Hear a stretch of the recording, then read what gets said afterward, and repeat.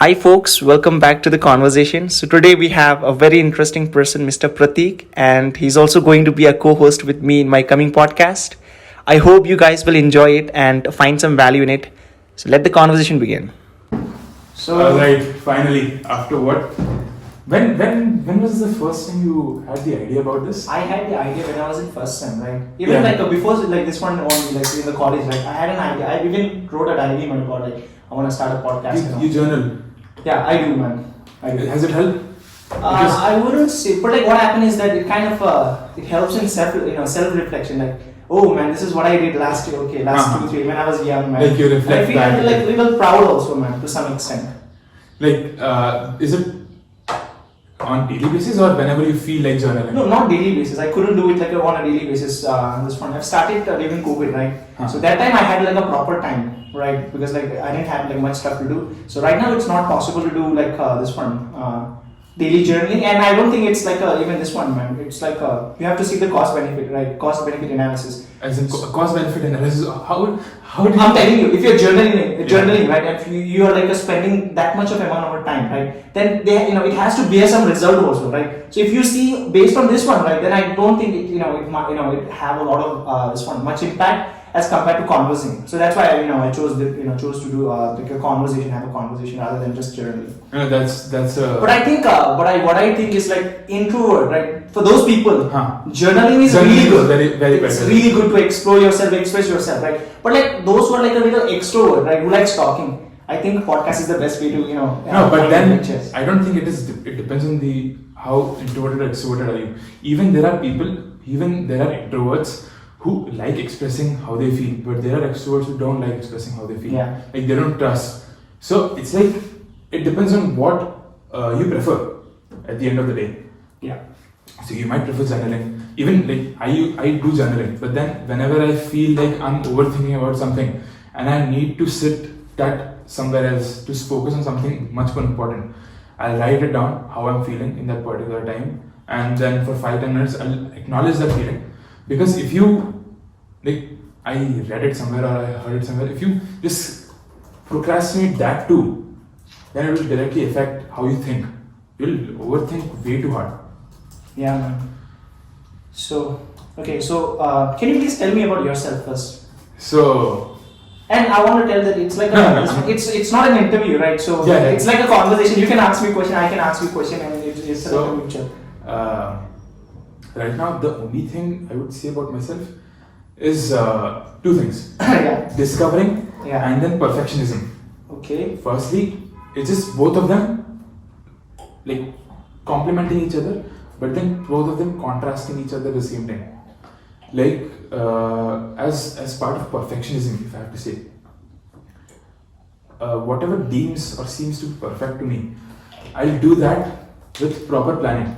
And if that goes anywhere, like the plan just ruins, a plan goes sideways even a little bit, I'll freak out. I'll just stop whatever I'm doing and I'll I'll make another plan. I'm not a kind of guy who will just start doing the instant things. I need a backup plan. You like that kind of you're that kind of a person who like to sit, process plan, properly planned it, and then you go ahead and this one execute the exactly.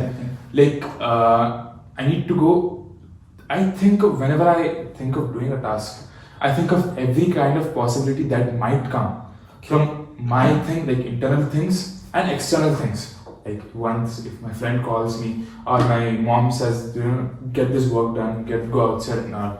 So I think of every possible thing that could happen, good or bad, and I'll plan accordingly. I'll have a contingency plan for everything, and that there is pros and cons. Yeah. Sometimes you just have to be like in the moment. You have to take impulsive decisions. Sometimes it is necessary, or else you will end up always planning. But like, don't you think if you do everything, all of this thing, right now it might be working with you, right? But like when you go to like that professional corporate, like a proper structure, right? I think in like what they expect you is like the speed. So if you do all this process, right, it actually reduces your like the speed. On foot thinking. Yeah. Yeah, I agree. That's why the other thing is discovering. What I'm discovering is how to reduce this to a competent or appropriate level, because a few days or few months back it had crossed the line. Like I became too perfectionist, and it ended up, like No, but like, do you think that there is something like a perfectionist? Because like, there is nothing called perfectionist. It's just an ideal that you're constantly chasing, and it just runs forward and you run behind it. okay, so, and And it's like, and come to discovery part. So I'm just discovering new things right now, because during my school life I wasn't like this.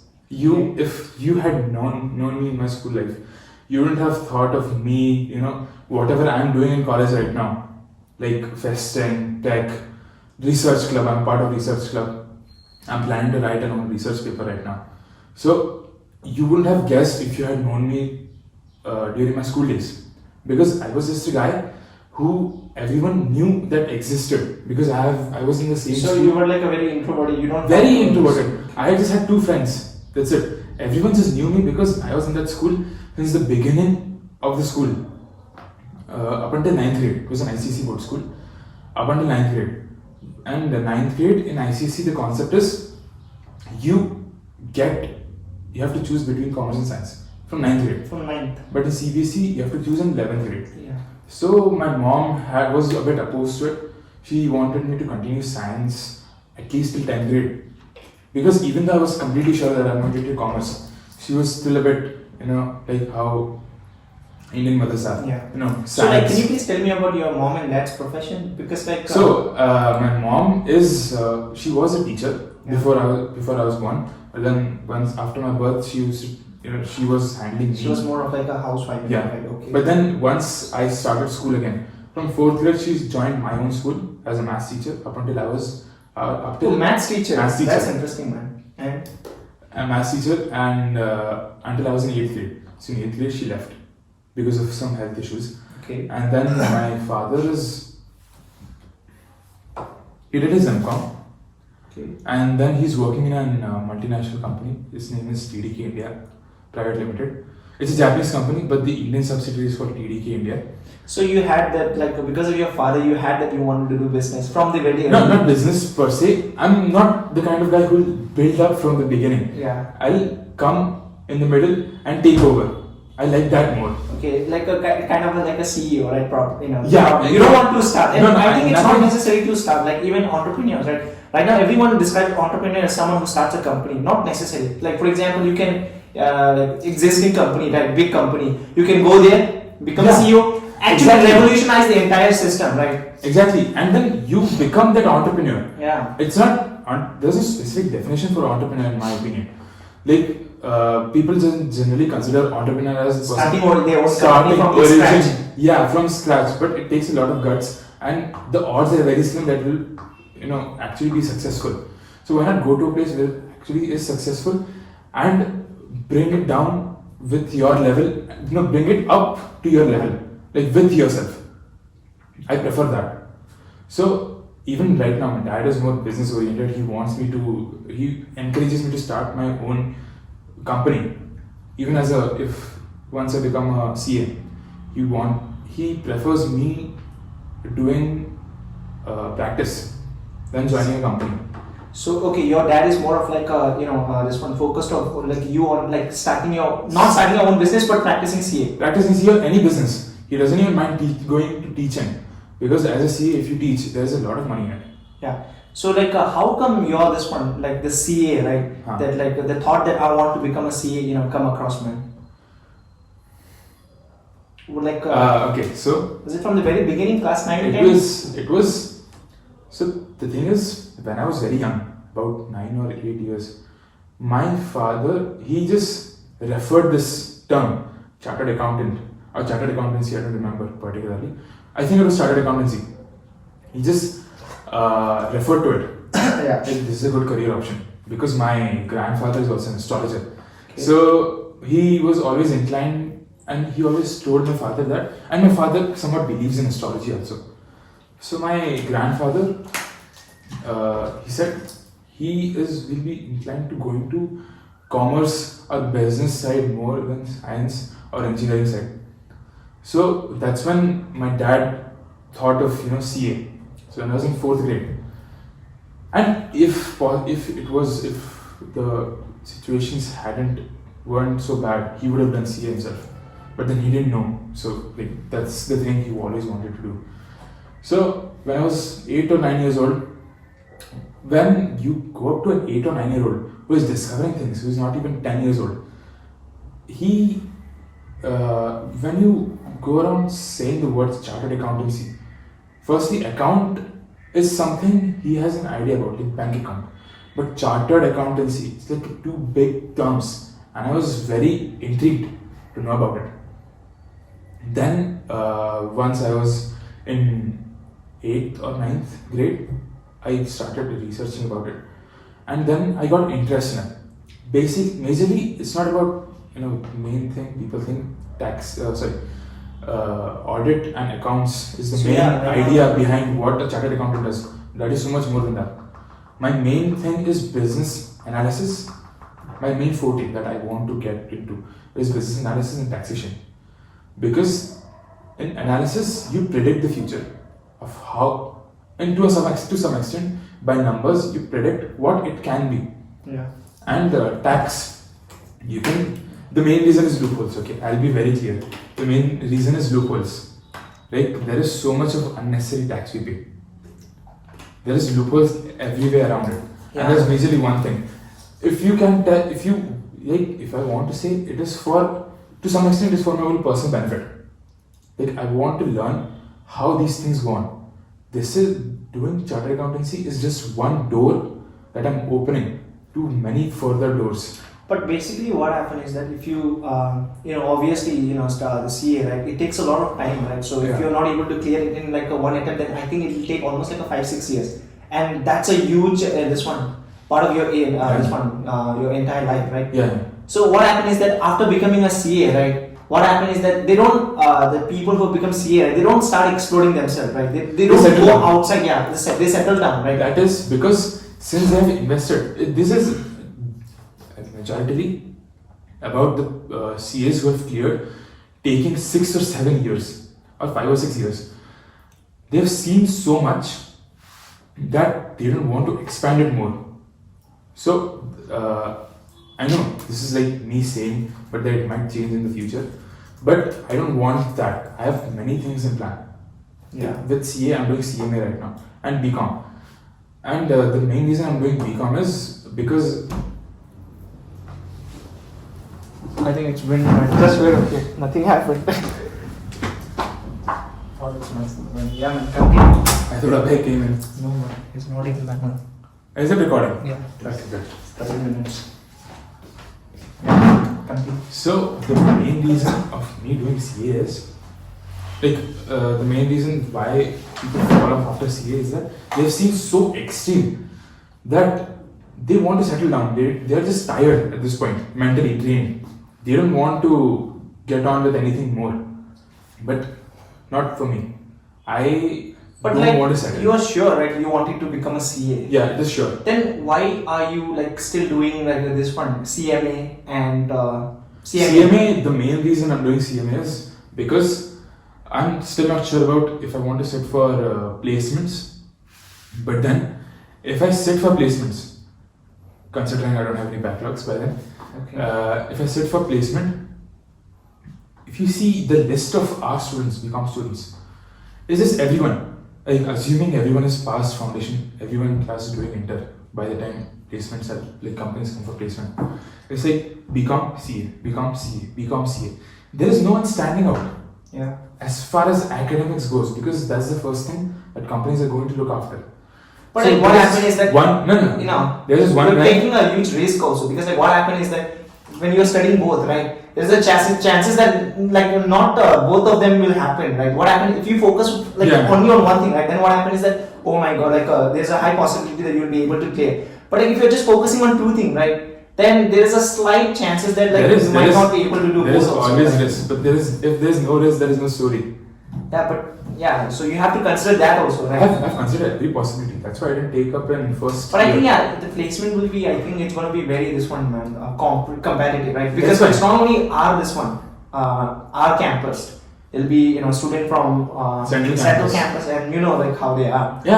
Those people, like, they have a big ego, but they have everything to back that ego up. So why I'm doing is, if you see the list, everyone says BCom CA, BCom CA, BCom CA, but then when they come to the middle, roll number 34, BCom CA and CMA, like, there is something that he's doing additionally. Yeah. That's why I don't want. But like that doesn't guarantee you a job, but it does guarantee you an interview. It does guarantee you an interview. It increases my chances. Yeah. And then to build that personality that I want, so that there is a potential future where I get hired. To get that personality, I'm participating in fests. I'm writing a research paper. I'm doing whatever I can to grow my knowledge in every field, not just accounts, not just fields or subjects that are limited to our syllabus. Economics is done, but I'm still writing. But I'm still, I might write a research paper on economics. Right now, the topic I've chosen is carbon accounting. But then everything is equally important and equally interconnected. So it's like people always say, like, be the master of one thing and you'll be known for that one thing. But as the Melvin sir saying goes, Melvin of all sir, trades, master of all. Master of all. Yes, exactly. You start with one thing, but then you also diversify your field. Yeah. Because if you're just good at one thing, there is nothing other than. But like what I think is, like, first I think you have to go deep into one subject. Yeah, exactly. One very deep. And then what happens is that, like, if you think that you're good enough in that, right, deep, then you can grow your circle, right, and then gradually start like this one, learning about different things and different things. So yeah, even like that one, that is my case also. Even I want to, like, I like psychology, I like neuroscience and brains and all this one. I like philosophy. Even I like to some extent physics, how it works and all. And I like history also. I like this one, the space and all, time, everything, right? It's like a very fascinating subject, all of this, right? So yeah, I do think, like, first you have to go inside one, and then, for example, that's what I'm doing right now. I'm just doing into finance, and then, like, even it's not like I'm just ignoring everything, right? I'm like gradually starting with, like, studying about different subjects, and then, like, not very heavily. I don't invest that much of time, but like first I just want to focus on finance and related economics and all, right? It's like you have to enter a house. If I have to give an example, if you want to enter a house, you can't put your foot to every door to enter that house. You have to enter through one door, but then you can explore many rooms. Once you enter that door, you'll get one door opens many other doors in that house. So that's what, once I do CA, like, as a degree, still there is a big like ideology behind qualifications in the corporate world. So this thing isn't, I'm not doing this for like studying or getting a degree. I'm just doing this degree so that it opens more doors for me to learn, because you have to constantly learn. Yeah, man. But like there is this one, the famous quote, right? It says that, like, even I'm really fascinated by this quote. Okay, even I told you, right? I don't invest that much of a time in the other subjects instead of my this one main one. And like that happened. The turning point happened in the first semester. What had happened was, like, I just started like doing everything, right? Then I just saw this YouTube reels, right? Like where he states that a man who is everywhere, right? It's nowhere. He's nowhere, yeah. Yeah, and I was like, oh my god, man, it's like a crazy, right? Then I just started focusing on one subject properly, and then gradually as a backup also. So yeah, and see, it's like, if I have to give you one more example, have you ever seen a prism? What? Prism. What is that? Prism, it's like a triangular thing. Once you pass a white light through it, it like opens up a spectrum of colorful lights. Yeah. So, if you want to be a spectrum, you have to go through prism, and to go through the prism, you have to be one particular light. And if you just enter the prism as a spectrum, it's nothing. You just become one light. I don't know how the science works, but then if you have one light, if you concentrate on one thing and enter through the door, it'll be a spectrum. Yeah, man, it makes sense, man. So I really wanted to ask you, like, you told me that like from class 9-10 only, you wanted to become a CA and all, right? So right now you are like actually preparing for a CA and all. Are you actually happy? I'm happy. I'm not You're satisfied, happy, right? but I'm happy because everything is just 1 year here and there, buffer time, but then everything is going according to plan. Okay, so you're happy, and like, what is your favorite subject? Look, there's nothing called. If I have to pick a favorite subject, I'd pick tax. Tax, income tax or GST? Income tax. Okay, income tax. Because I haven't started it yet. So yeah, like you like studying this one. So which subject you're good at? Is it right income now, tax? if I have to say I'm good at something, I'll say theory subjects, law, Theory audit. subjects. Because for me, growing up, I was never good at maths. So because of that, it was just an inherent thing that got planted in my brain that I won't be good in any subject that deals with numbers. So I was good at physics. I was good at maths. I was good at chemistry, physics, biology. I was never good at maths. Okay, so you're that kind of like a person. If I it's- think it's called dyscalculia something. I- It's like very not comfortable with the numbers. Yeah, it could be. Yeah. That, But like I think like if you're not good in numbers, then I think you should focus on your strength, right? That is your theory. Yeah. Obviously. like theory subjects, I just get the point. Like there is a way on how to study theory subjects also. It's like you have to go line by line, because once you start studying line by line, you understand the depth of every word, because every word has its own gravity. And if I have to give an example, in audit we have that concept called material misstatement. You know, right? Yeah. A lot of people who are studying inter, foundation I can understand, but who are studying inter, because of how our teacher teaches, or maybe because of the concept and maybe the language, how it is written in the book, they're not able to understand. So we had 2 days of holidays, you remember, for audit medicines. So Sahil came up to me and I was studying. So he just normally asked me, what is material misstatement? I can't understand. So the main problem with right now is that we have too many terms. We have audit terms. For every subject, the terms differ. Yeah. For law, the words may, shall, will, can have different meanings. Okay. And we are not taught that. We're just starting off with subjects. The fundamental is not there. To build that fundamental concept, we have to start talking about concepts in the simplest way possible. I'm not opposed to using the terms, the financial terms, legal terms, the managerial terms. I think the main difference between our faculty, BCom faculty and CA faculty is like the passion, man.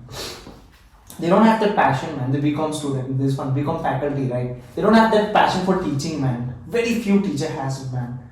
For example, going that extra mile to teach, extra stuff to our class and like properly explain. You see CAs in faculties, right? How do they go, man? They go deep, dig everything and then properly wrap it up and then it gives you. I'll tell you the reason for it, because this is my theory. The people who are teaching CA are CAs. Yeah. They know the. But like some of our, this one faculties are like a PhD and all, right? Just No, I'll come to that also. So when CAs are teaching CA students, they know because they have been through this. The teaching, the syllabus hasn't changed. Only the teachers and students have changed. They know how it is going to happen, so they teach accordingly, and they have to go in depth because that's the whole concept of CA degree. But then coming to BCom, the main problem, this originates from high school. So the thing is, in Indian schools, if you compare it to American schools are less restricted. very less, yeah. Very less restricted. It has its pros and cons. In American schools, it's like Even American schools, like they academically, they're not that well, man. They're not that well. I'll tell you one thing. Okay, there's a story. I have this one. I have a sister in my Swiss, right? So like it's basically like the Western only, right? So like this one, if you go to class, right? So just an example, okay? If you ask them like what is 10 plus 10, they'll use calculator, man. Yeah, that's the thing. That's the They use con. calculator, man. That's the con for American schools. But the pro is, But like, I'll tell you, they're very creative. Bro. they're very creative. That's exactly. They like taking risks. That comes from freedom. Once you show them, like Indian schools, the transition restricted, yeah. Very restricted. It's like home, school bus, school bus, school, school bus, again home. There's nothing in between. It's just we focus on academics and nothing else. There's So I just want to make clear, like this one, till class 12, right? You Yes. stayed in this one, right? You're not in hostel. No, I was never in hostel. Okay, never in hostel. So, the problem with Indian schools is up until 10th grade, everything is just spoon fed to us up until 12th grade. So, we don't have any other exposure. It's like whatever notes we are being given, whatever textbooks we have been provided by NCRT or any board, CBSE board, ICC board, state board, the questions will come from there, nothing else. There is no creative integrity that has been built in the students from school, from the board of studies. But once we come to college, that restriction is to a considerable amount removed completely. You can see the transition, except for Christ. Christ has a proper dress code because of the discipline and all. That's why Christ has so much value. But if you go to Jain University or any other university, DU, there is not a lot of restrictions. DU is just, you don't talk about DU, man. Yeah, tell me. There is not a lot of restrictions. Yeah. And we are suddenly expected to think creatively. Because in colleges, the main concept of colleges, they'll teach you and you have to further on learn by yourself. That's, I think, the idea behind colleges. And that's why you see college professors, majority, they won't touch the depth. Unless we're studying for PhD or masters, they won't touch the depth in bachelors. Because they're giving the general idea and they expect the students to get the other part. Like they'll go up till, if this is the sea level. Yeah, they'll do the surface level. They'll You do have the to go surface and level. go back and do your own research. Do your own thing. That's what college is all about. But then that is not taught in schools. And that transition is just from restriction, is just there's always a safety net in school. Everything is given to us in silver platter. But then once we enter college, it's just everything is just removed. Yeah. We discover the world how it is in its raw form. And we are being saved from that world and we are not shown that world till 12th grade. And that is, I think, the biggest problem. I think you have a very different perspective because you have not stayed in a hostel, right? Yeah. But I have a very different perspective because I've stayed in a hostel from class 8. Okay. So what happened is that I think I'm glad that I've stayed in a hostel first because it makes you a responsible person, right? For example, right? So what happened is that your parents will send you a monthly Amount. yeah, Money. for a pocket money, right? Then you have to decide how do you want to spend it. Financial management. Yeah, financial management at its core, man. It's better than asset management, right? You have to do everything, man. Because if you buy this today, then you don't have this one for tomorrow. And then a Sunday we are planning to go for a picnic. I have to save up this for this. Yeah. Everything. You have to wash your own clothes. You have to make your own food. Everything. It's like you've been trained to take care of yourself financially. Financially, Hygiene you are and basically everything. an independent. Independent, exactly. And I think that's really good about hostels. But There is cons also. I see few of my friends, they don't get the time, they don't get alone time basically. They don't get the silence to sit inside. And I think that's where I'm lucky. I don't have to stress about the finance. I mean, a little bit because I have convinced my parents from an early age, from 11th or 10th, that give me some amount of money so that I could get idea about how to manage my own finances. Because if I just get a job and then I receive my own money, I just spend it. Terrible, man. You can't. I have no control over myself because that's the first time I'm getting the freedom. So with freedom, there is no one externally controlling you, but you controlling yourself. Yeah. So that is the pro, and that's why I always regret not joining a hostel. Yeah, Because I think it makes you an independent first of all, and I think it makes also you very smart. It does. Very smart. I'm not telling you, right? I've known some people. What happened is that you're 24/7 with the friends, okay? Yeah. 24/7, like a hostel mates, classmates and all, right? And then you learn how to negotiate with them. And exactly. then you will learn how to compromise also. Sometimes you have to compromise. Yeah. Sometimes you have to say sorry. Sometimes you have to you have to say no. Yeah, and then if you're playing sports also with them, right? It's a crazy. Yeah, it's you understand. You have to convince others I want to do this, and it's I'm being very honest, okay? It'll make you a great negotiator, man. If you're a proper student who this one That's one more thing where I lack. So it teaches you how to confront. It teaches, like being an hostel, it teaches you how to take care of your own self. Yeah. It teaches you how to, to some extent, take care of others. It teaches you how to set your own boundaries, how to know to what person to trust. Yeah. Basically. And I think that age is very delicate also. If you have a bad influence, like bad friends, especially. That's one of the biggest yeah, risks. so that's the biggest risk. And if your friends turn out to be fine, and you're also fine, it's like you are what you attract. yeah, you are like what you know, like there are some people who says that show me your friends, I'll show you your future. Yeah, characters. And Yeah. So that's why it's very important to choose friends. That reminds me. When we were coming back from the store, we were talking about how it is important for us to discover other things also, because studies, academics, college is just a part of our life. Yeah. And a few people, what they do is they make it their life Yeah. as a whole. There's life beyond it also, but then this is the age to discover it, and that's what I was telling you about discovering part. Because up until now, I made this thing my life, but then I came to the realization. So, Mr. Prateek, what are you discovering? Tell us. That's what I have to Firstly, you have to. I started categorizing based on priority. Firstly, I started categorizing on what, as in broad terms. Like firstly, academics. So CA is one thing. CA and CMA is one thing. Then college and BCom is one thing, and college includes the whatever activities I am a part of. Then I myself am a part, my friends, and then whatever I do to build myself, that is one thing. So I have set my whole weekly schedule accordingly. So like Monday to Saturday, Friday. But I think you're just this one. See, what happened is that you're telling that in school, okay, we have a proper schedule and all. Exactly. We are not being creative. We are not being creative. So right now, if you are setting all the schedules and all, right, then how come you expect yourself to be creative? That's where the one day when I'm off schedule comes in. Because even to be creative, you can't just leave whatever is priority. Yeah, that's true. So that one day, there is this app called Meetup. So it shows you whatever. It's like a community of people. Like-minded people. You choose your own thing, and they actually meet up in person. Like if you're networking, if you want to socialize, if you want to go on a trip with people, if you talk about mental health, there is online and offline meetups around Bangalore. And I recently went to one. It was an online event.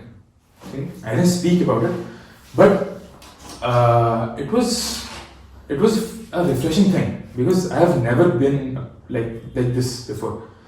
So I'm it involves stepping out of your comfort zone. Yeah. Because you can be with your friends so much. Because after a while you have to step out of that friend circle and discover new things to build yourself. Yeah, 100%. And coming to that video part I was telling you, so this is the place where we have to do everything. That's when again we were talking about balance. So in that video, it was a video by Prakhar Gupta.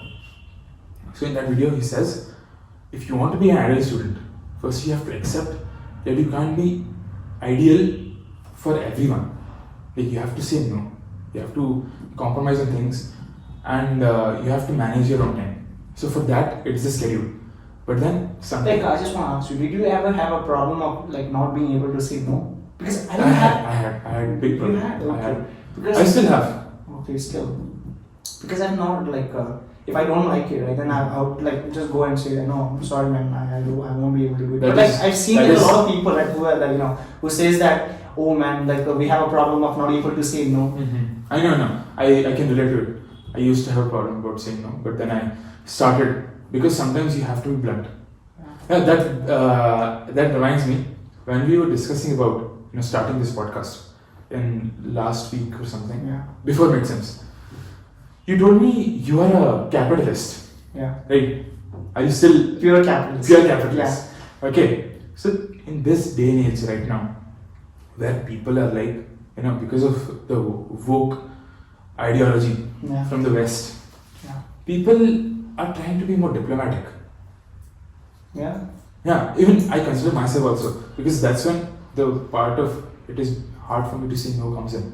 Yeah. I try to be diplomatic. No, like diplomatic doesn't mean that you can't say no. You can say no, but in a polite way, in such a way that he's not getting any offer. He is not taking it as an offense. Yeah. But you were very blunt about it.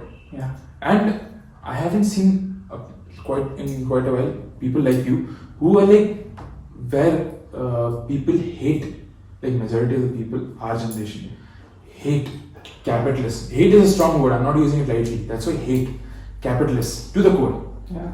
How are you so blunt about it? That is my first question. Okay. And secondly, what is the definition of capitalism to you? Because the generalized or the social media definition of capitalism is exploiting the poor. Basically, in simple terms, exploiting the poor, standing on the shoulders of the poor people and watching what you want to be, what you aspire to be, getting up but your steps, that the ladder you use is just exploiting poor people. Yeah. So like I'll start with what is the definition of a capitalist, right? And I think it depends individually. It's very subjective, right? Yeah. So capitalist, to me, basically means growing the economy, increasing the GDP, and per capita income. If you increase the per capita income, obviously everyone will become they'll improve their living conditions. Standard of living. Yeah, standard of living, everything will improve. Increasing the income, increasing the expenditure. So basically, this is it. Like capitalist means like everything is focused on business oriented, right? What happened is that I'll give you a perfect example, right? After 1947, right? Do you know what kind of economy was India? Socialist. It was a pure socialist, right? Socialism. And then right now India is growing. Yeah. And it's almost like a 50-60 years of like a total socialism, right? Like India hasn't seen any growth till 1991. That's when LPG model came. Yeah, new economic policy, right? That one was like liberalization, privatization, and globalization. After that 1991, right? Gradually, India start taking pace and start competing with right now they're competing with US. Just imagine India, US, China. So obviously I think the only way to grow a country is with this one, capitalist. Socialism, it sounds good in theory, but it's not actually very practical, right? Even US, right? Like, what do you think about them? They're like a pure capitalist, man. But I've heard somewhere that from the author of The Rich Dad Poor Dad. Yeah. He said in a podcast one day that Robert, So he said that Joe Biden, he's a communist. Yeah. He's trying to build the whole economy around communism right now. Yeah. And that's why people are not liking him. Yeah. And Donald Trump was a hardcore capitalist. He was a businessman. He's a businessman, yeah. At heart, he was a businessman. And even though he spelled words, his political agendas are here and there. It's very offensive. Yeah. But then his business idea and how he wanted to grow his economy, it was phenomenal. Yeah. So I'll tell you, what happened is that the only way to grow the economy, right? Like how do you define an equality? For me, equality, it all comes down to opportunity. Equality and equal are not same. It's not same. Yeah. So what is your definition of an equality? Equality means providing opportunities in such a way that it reaches everyone. Yeah. But not so much, not spoon feeding them everything about that opportunity. The opportunity should be present to them, not forcing down their throat. It's like if you take a horse to the well, drinking, this famous saying, you can just take the horse to the well. Drinking part, it has to do. But this is what my dad says. You can take the horse to the well. Drinking part, it has to do its own. But if you force it to drink, it will kick you. Yeah, man, it does, man. So you can't force people to take their opportunity, but you just present it to them, everyone. I completely agree. So that's what I'm saying. Equality for the best way to everyone says that we don't want poverty and all, right? And the best way to grow everyone, right? Increase the the income of everything is just to grow as an economy, right? What happens if you grow as an economy? What happens is that your standard of living will improve. Per capita will improve. Just see the Switzerland and all. But then, don't you think it all, end of the day, it all also comes down to the morality of the people, like the top 1%, in quotes, top 1% you think. And I think there should be, inequality also, because it's also a very important part. Just imagine, what happens if every society is, everyone is equal? There's no one equal. That's what I'm saying. No, that is the importance of If everyone everyone- equal. Right? If everyone is equal, right, then If what everyone- happens is there is no motivation to go and do something. Right? Yeah, Then what it's happens is that the economy will stop, everything will stop, and then there will be like a total collapse of society. There should be a bit of, there should be a pinch of inequality Yeah, also there is- because there should be fight in people. And it shouldn't be that this one unequal also, right? So that's why the government comes in, right? They have to take part in making should sure be that there is unequal, but it shouldn't be that this one. The distance shouldn't be that long. If you equate everyone, there is no competition. There is no margin for growth. Yeah, like It there is is a one, stagnant. like there is one very theory, like a good theory, okay, where like someone has said that if you want equality, right, just imagine, okay, give everyone, okay, so like in a country there are 100 people, okay, give everyone like this one, the same amount, like let's give 1 lakh, right? Yeah. What will happen? No one is No, rich. no, what happens is that those who are rich, right? No, those who are like a very smart, okay, Yeah. they will somehow make anything and then they'll become a rich. Still, like they will come to the same conclusion. There's like a They are uneven. Yeah. That's what. They will make sure that like they earn, right? Then what happens with the other people is that those who are like They'll spend it off. yeah, they'll spend. Still, like and It all at the end comes- there's like it all comes down to still unequal. equal. There should be unequal. There should be like a proper unequal, but it shouldn't be that large. It's like it should be like 95% of equality and other 5%. I totally agree with you in that. Like if you equate everyone, then So right now, what is happening in like especially Joe Biden, right? What he's doing is that he's like this one, this one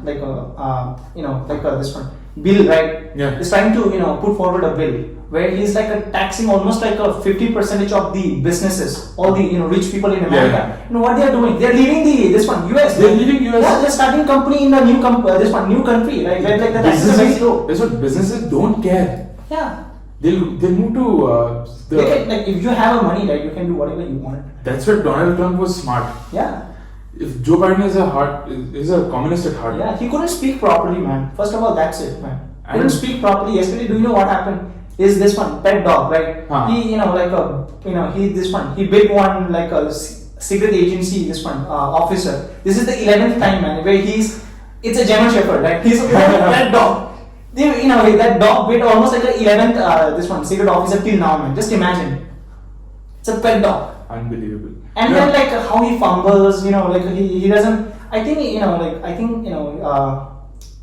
his age has come, man. Where He's he just 80. have to. It's like there should be an age limit also to what, like there should be a You ceiling. can see, right? He can't think properly, process properly. He can't speak properly, also, right? And then even in this one diplomat session, okay, instead like one like a climate activist, right? They were opposing something. You are not doing this. You are not doing this. Instead of saying shut up, he said shut up. Like it's like he's like a proper meme in this one meme environment, man. Yeah. That also reminds me when we went to Mumbai for the MUN. Yeah. I was Jordan Peterson. Yeah. So Jordan Peterson is also a capitalist. Yeah. He's a hardcore capitalist. He agrees on it. He openly says it. But then he Yeah, said I'll this. tell you one thing. Okay, right now what is happening is that I don't think people are against capitalists, right? But like they want to be, seen like a good, a kind and all, right? And then if you say I'm a pure capitalist, right? Then what happens is that you're not seen as a cool, like kind or like kind-hearted. You don't, you're not seen as a good guy. You're seen as a vulture. Yeah, you're not seen as a good guy, right? So that's why everyone, like, not necessarily they like it, but like they do say that I like socialism. Everyone should be equal. No, it doesn't make sense. No one, like, if you equal everyone, there's no one is equal. Yeah. If you make everyone rich, there's no one rich. So, Jordan Peterson said this brilliantly. If you remember the agenda for our committee, World Economic Forum, it was environment, environment or something, environment strategy on how to better the environment. So, I remember you were the press and you asked me. So, I was a bit nervous then. I couldn't answer it, so I want to answer it right now. So, I don't remember the question, but then I remember what I wanted to say. So, again, you can solve climate crisis by capitalism. Basically, what you should do is, why there is climate crisis is majority of the population, especially third world countries where the population is so much, the income is so low that they will use anything to survive. They won't- No. The best way is to use the nuclear energy. Yeah, carbon neutral or biodiesel. Right now what is happening is that the government, the US government, right, they're not allowing others to use nuclear energy Mm-hmm. because it's considered to be like a dangerous, right, giving nuclear energy to everyone. So that's why the best way to, I think, if I'm not wrong, right, the cleanest source of energy is renewable. This one, nuclear energy. But US is a very paranoid country. Yeah. So if you increase the per capita income, you automatically increase the living standard and quality of living. Yeah. And the more quality of living is better, the more they'll care about the environment. Yeah. Now, if you have an average salary of 25 No, rupees. like as you said, your priority, right? Yeah, priority. If the poor people's like the top priority is like a food, shelter, and all, the survival, right? It's not the climate. They don't give a shit about They climate. have to like make sure that their priority is environment, right? Because like if you lift them up, right, like this one equal, not exactly equal, but like a high standard or like a proper standard, then yeah, they start taking care of the environment. Yeah, I'll give you a simple example. If your monthly income is 25,000 rupees, what would you prefer? Buying a steel bottle, which is like 700 or 1,000 rupees, which is actually better for the environment, or a used plastic bottle, like Bisleri bottle, you can use it daily. You shouldn't use Bisleri bottles, but you use it daily. Which one do you prefer? Obviously, the one, if I'm that, right, I'll try to save the environment. No, if I'm poor, then I don't care about you don't care about the environment. But if you're rich enough, if your monthly income is 25 lakhs per rupees, and you will be like, okay, fine, I care more about environment. You have the money to care about the environment. Everything comes down to per capita income. If you increase the per capita income broadly and get everyone above certain level, where everyone has considerable amount of like concern towards the but environment. Like, there's a catch, man. What happens is that if everyone, like not everyone, but like they're earning well, right? Yeah. Majority of the people, then what happens is that there is limitations of demand and supply. Actually, what happens is that like the resources are same, right? Resource will not increase or decrease. Resource will be same, but your income is increased. Now what happens? There will be more demand for this that specific product. What happens? The prices will increase. Now you still can't afford it. That's there. Yeah. But then it also comes down to research and development. Yeah, totally. Now, if there is better products, there is more spectrum with the same environmental cause, saving the environment, but at a much more price. Yeah. Then you would go for that. Obviously. Yeah. So it's like again, it's like for example, organic food. If you're more rich, you'll buy organic food. But if you're not, you'll buy anything that is cheap. You require for survival. Cheap, yeah, exactly. And everything, and this also comes down to some extent marketing. Like for example, I was telling you, right, we went to Jain University for Ecothon. So we were given 500 rupees and we had to make profit out of those 500 rupees. So whatever income we had minus 500 rupees is our profit. So we get to keep it and the rest we have to give it back. So what me and Vishal thought of, we'll do stock trading. We had no idea what we were going to do until the day, and we woke up late and we missed the opening ceremony. While the metro ride, we were thinking about, we made a list of stocks we could trade. But with 500 rupees, even with penny stocks, you can't get that much profit. You won't. So then, yeah, the best way is to gamble, man. Gamble is one. Gambling was not allowed. No, crypto. No, it's not allowed. Crypto is banned in India, right? No, it's not banned. It's not banned. It's not legal, but it's not banned. Then, see, gambling was not allowed. That was my first question. This, again, I'll come to... It's like, you have like that slight chance, right? Otherwise, you could have like increased your profit. So, we thought about, at 10, the event started. They had given us 500 rupees and we had time till 1 o'clock, 1 p.m. in the afternoon. So, everyone just left. They went, made products and sold it. But then, me and Vishal were sitting there with our supervisor. So with every team of two, there was a supervisor to check on the transactions legality, that every transaction is valid or not. So we sat there till 10:30 or 10:45. We had 2 hours more, and at 10:30 we thought about, okay fine, we'll sell pizzas at this point. We don't care, we'll get embarrassed, we'll sell pizzas. He told me to order paper plates from Zepto, and he'll order Domino's, and he'll sell it. It was a brilliant idea, okay. But then we were like, But you can't say also, right? Like we are in a competition. Can you say that? Like we are in a competition. Can you please do like give me this one? Can you please buy? But it is, we are from other college in Jain University, and we are trying to sell the product in Jain University. No one is going to buy it. The reputation for their. No, but it's still. Can you say that like we? That's what I'll come to that later. There's a story behind that also. We thought of selling pizza. First slice 60 rupees. Compared to every other thing in the Jain University canteen, this was very cheap. And then our supervisor comes in and like, you can't do that. There's already a Domino's stall in the campus canteen. So we thought about it 5 minutes and we were like, you know what? We're going to sell stationery. We're going to sell pens. So it was 11 a.m. We had 2 more hours. So we thought we'll come to Yeshwanthpur campus. We'll sell pens to our own friends and come back. We'll sell ball pen 10 rupees at 20 rupees. Double. The profit, like the amount we are selling is double. So it is more profit for us, the more chances of us winning. But then it takes 1 hour to travel. So that was out of question. So what we did was, we bought a marker. We bought 3 A4 sheet paper. And on every paper we wrote this text. We wrote, please help us in one... So but like are you allowed to write like help us now? Yeah, we did that. Okay. That's how we came in top 5. So we were like, please help us. We are competing in a university level fest. There is a university whose name rhymes with Wayne University. You weren't allowed to take the name of Jain University. So we wrote Wayne University. And then we represent Christ University and we had our ID cards to back it up. And we won. So you went to Christ? We went to Christ Central Campus at the back gate. We held that. And there was one guy who was like, I hate Jain University. I'm buying all of your pens. He bought all of the pens at 5 rupees extra cost. And we were 4th. We were short 80 rupees, or else we would have been 3rd position. Net profit was 1,002 rupees by selling pens. Everyone else, they made posters, they went to Church Street, they sold everything. And we, to be honest, in our eyes, we won. Because in 5 minutes, we pulled this off with marketing. So it all, at the end, comes down to marketing. No, but like it depends, right? You can't, you can't sell this to a customer, right? Like, for example, this one is like a one chance, right? You have like a writing, like, please help me. You can't do this. No, we can't do it. Since we just created motivation, we had to create a need in that, like, why should we buy it from you? You have to create a need.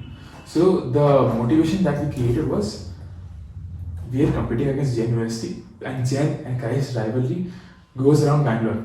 I really don't know. Like, no, Jain and Christ are the biggest rivals. Okay. So that we use it to our advantage. And like even Jain is good. Like Jain is alright, but it's very expensive compared to Christ. Which one is better? Like Christ. Any day Christ is better. How come there's a competition? Because of population. Okay. I don't know why there is. But I think Christ is more like a diverse. Is it? No, Christ. No, both are equally diverse. Okay. But then Christ is more, it's the reputation. The brand value is better. Brand value is better. Jain is more rich. Okay, so they have more, this one. They have more money. Income and all. So, yeah man, I've seen a lot of advertisement on YouTube and on Jain. Yeah, Christ doesn't advertise that much, but the reputation just proceeds. That is the biggest marketing, not advertising. Not advertising. Is the biggest. Right? You don't see Ivy Leagues like a marketing there. Yeah, it's like your reputation goes through the door before you get into the door. Yeah man. So Mr. Prateek, let's take a 2 minutes break. I'll go watch my car. Like, just think about questions also you can ask me.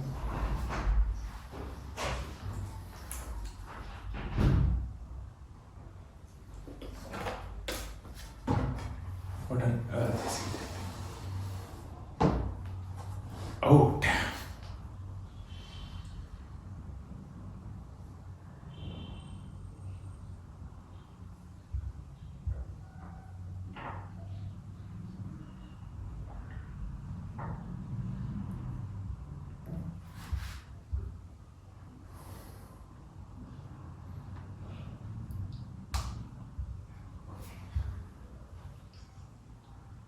Pretty nail. Indian proud. I have no idea what this means.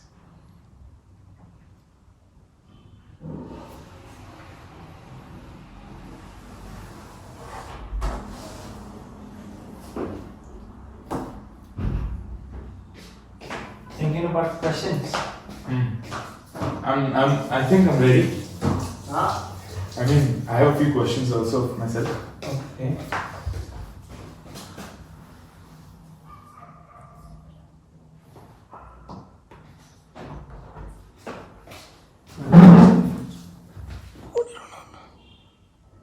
It's 54.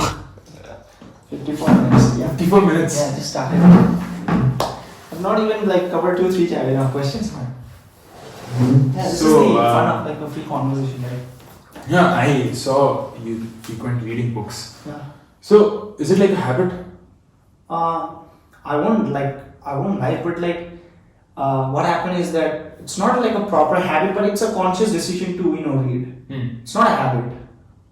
What is habit for you then? Like for people generally consider like if you do something for 21 days straight, it becomes a habit.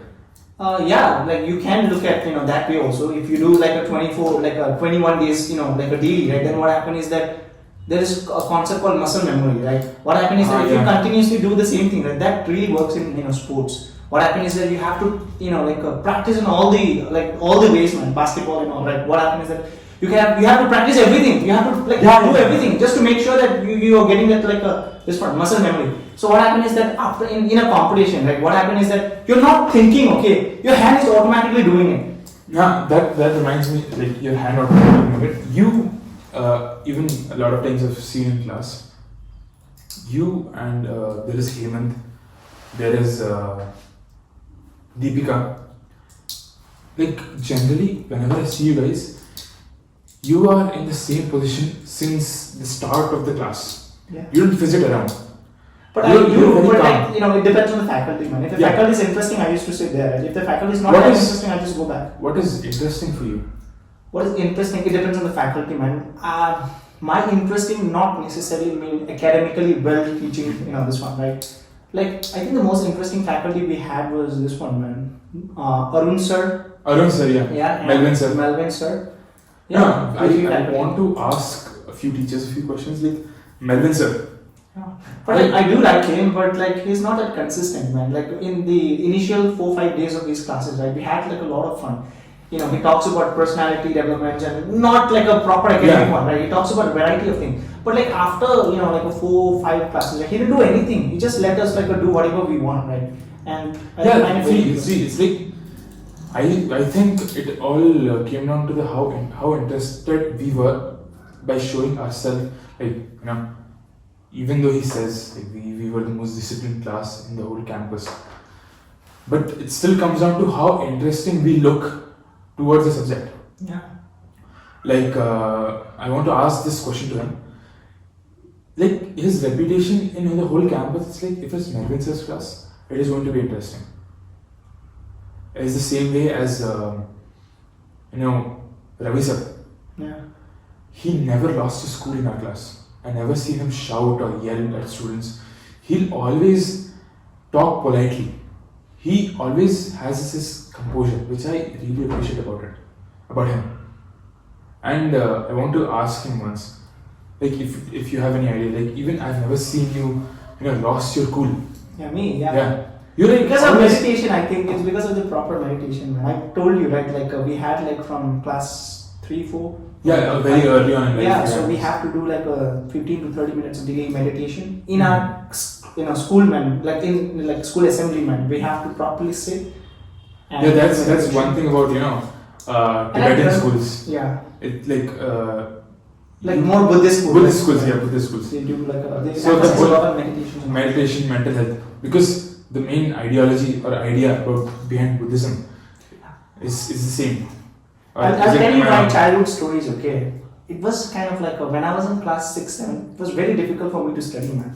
Honestly, what happened was this one. I was born into a Tibetan family, right? What happened is everyone speaks Tibetan, community was Tibetan. And what happened was when I start I think it was around class 3-4, I just changed my school to this one English school, right? Okay. And then the concept is very different, man. English school, they everyone speaks Hindi. I don't know Hindi at all, man. A class 3-4, right? I don't know Hindi at all. Even the faculty, they'll teach you in Hindi, man. Just imagine how would you respond, man. For almost 5 years, I was a completely blank man. I have So to how go did you to cope up tuition, then? huh? How did you cope up? Then like I've started studying on my own. Yeah, like class 7, 8. Then I started speaking this one. I've started learning about English now, right? Then gradually what happened was like I shifted school and then everything become just fine, man. But yeah, that like a time I had like a very difficult learning because like they'll teach you in English, this one Hindi. I don't know shit about Hindi, man. Just imagine. That reminds me of the topic uniformity. So if you remember, we were talking about there was, I don't remember the name, but like one rule, one nation or something like that. There's a bill being passed. Yeah, it's one nation, one vote. There's like unified law system for everyone. Like there's no in Arun sir's class. Yeah. We were talking about it. So there is a bill being passed, like a law, one law. It is You're talking about in India. in India. In India, no, it's this one. One nation, one vote. One nation, yeah, something like that. Yeah, one so nation, one a law which is passed, it is applicable to everyone, irrespective of your background, your caste, your gender, your religion. So Still, I'm not an Indian citizen. Do you know that? You're not. No, I'm not. You're Tibetan citizen. Yeah. Basically, what happened is that you can't be citizen of a two country, right? Yeah. You can't. So you have to sacrifice one. So like what happened is that we have like a Tibetan, this one citizenship, right? Yeah. But like I have an option to choose like an Indian citizenship also. But like I have to sacrifice my Tibetan one. So you just want to stick to your roots. Yeah, like I have to see my benefits, right? So right now, it's more of like a it's more benefit like if I stick to my own Tibetan this one, right? Then if I want, if I want to study abroad later, then I have to shift to obviously Indian citizenship. Are you planning to go to abroad? Yeah, very much. I think right? My this one intention was not to do CA. Yeah, I didn't know yeah. anything about CA, man. The first person that I this one, like orientation, taking our orientation, right? The first guy that I met was Reggio. He asked me like, are you a CPA student or a CA student? I was like, I don't know, man, anything, right? So like I've just done some research and all. Then only like I've started doing research for CA, man. Uh-huh. And I got to know about okay, this is CA, this is CA, and then I just gave CA and all. Because like I have an option not to give also, but like what I thought was like everyone talks about CA is very like a difficult it's very competitive and all. And I really wanted to just test myself, man. So that's why I'm giving CA. So, and it's not my real intention, honestly. So what is? I don't enjoy accounts at all. So what is your real intention then? What do you mean? Like you said, CA is not your end game. Yeah. Or even your My end game is not decided yet, but this one, like I wouldn't say like what is my end goal. What I know is like what I wanted to do in like the 10, 20 years, coming 10, 20 years. But I don't know what I ultimately want to do because I can like become the president of USA also. Might be. Can be. So like you said, CA is not your Yeah. thing right now. So what is? I really like finance first of all, right? I really wanted to do something with finance and technology. No, first, like I'll tell you my this one, okay? I really wanted to. I'll give you a journey of mine, okay? What I planned was. So right now we are in this one, right? 2024, 2023, 2024, right? So first I wanted to complete CA, and then I'll see if if I have enough time, then I'll also do simultaneously CFA. And then I want to study abroad, honestly. I want to explore, man. The best way to explore is just to go abroad, man. Not necessarily US or like UK, right? Wherever you want to go, just go and explore. I really wanted to go UK, man. London, like I really like their, first of all, their culture, accent. I really like the way, how polite they are. Yeah, the words, man. Like pardon me, man. Like they're very polite. I really. Just imagine, okay, they're culturally very polite. But if you ask individually, right, they have that like a sense of a proud that I'm a Briton man, I'm an Englishman. And I really like about them, man. But like, I didn't see that in Indian people, man. They're not that proud that I'm an Indian. What do you want to do? They don't have that pride, man. Honestly. Like they don't. No. When I go to like this one, Abhay, okay, even he's Indian. He doesn't know shit about India. He doesn't know Indian national. Not only him. I don't see that pride in there are some people who has that pride, right? But majority, I don't think that they're very proud of being who they are, and I'm very proud of I'm a Tibetan, right? But I don't see that very often in Indian people. No, that's the first. This is probably the first time who anyone has said that about Indian citizens. Like they don't have that pride. Like, they don't have that enthusiasm of knowing about the country. So This gave Even me like different this one, perspective. even this one Pakistani people, right? Whenever I see video about like them, right? Even they are not very proud of saying that I'm from Pakistan, you know. Like if you go, you know, see abroad like this one YouTube channels and all, right? They won't say I'm from this one. I'm like, I don't know why do they. Like, No, why do they do this kind of thing? that gave me, that just reminded me that I don't know why, I just feel this. Like, what do you think? Like, do they? Are you guys? I don't know about, I don't know that much about Okay. the citizens there, but then I think the generation of us, like the current generation, Yeah, right now it's changing. it's changing, because if you see like millennials, a few millennials, then Gen Xers, like our parents, X, yeah. they were very proud. Even if I ask my dad something about our history, he'll be able to answer majority of the questions. But then if you ask me the same thing, I won't be able to answer a single one of them. I think it's probably the influence from the West. Again, we're trying to be more like them. We're trying to be more like them instead of sticking to our traditions. Yeah. Because I I know a few people who are very, like, I don't know why, I think ashamed would be a... I would say like I North Indian people, right? They're more proud than South Indian. South Indian, like not everyone, but majority, they don't consider like, or they're not very proud that they're called Indian. That is what I've seen. Is it not? Huh? Because It's very true, man. because of the influence like on social media and everywhere, I think we're trying to be accustomed to Western culture Yeah, more we're than trying to be our someone own. else. We're trying to be We are someone not. else. We are not. We think our Indian roots are a thing to be like maybe ashamed of. I don't think that's the right word, but I don't know the right word. But maybe yeah, because I have a friend of mine. He, like, to some extent, he despises certain traditions and culture, thinking that is not logical. Trying to be Yeah, cool.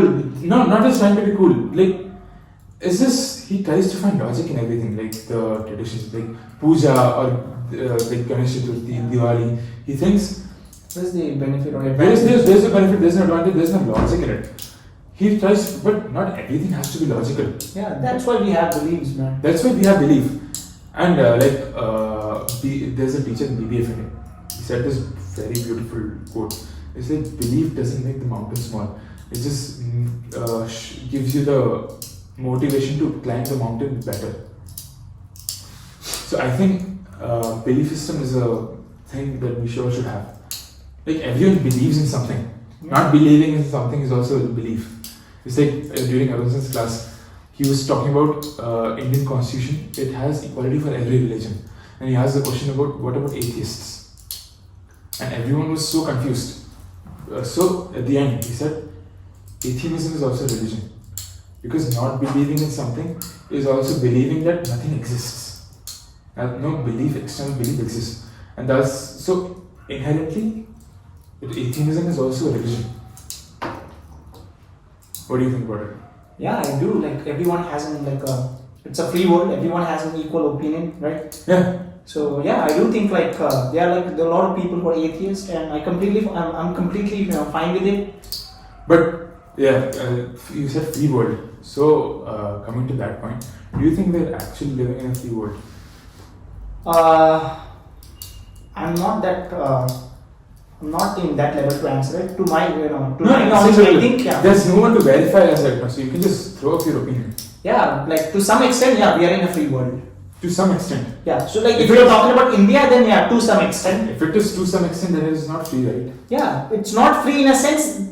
Like it's not like a completely free, but it is free to some extent, right? But like there are some like this one national, like securities and right, like in that part, I think there's some compromises on the free. No, but then don't you think there is speculation that every decision we make is just about it all is a psychological thing which is already predetermined by some external factor, and we're just running around it, and that external factor is making us think that we are in a free world.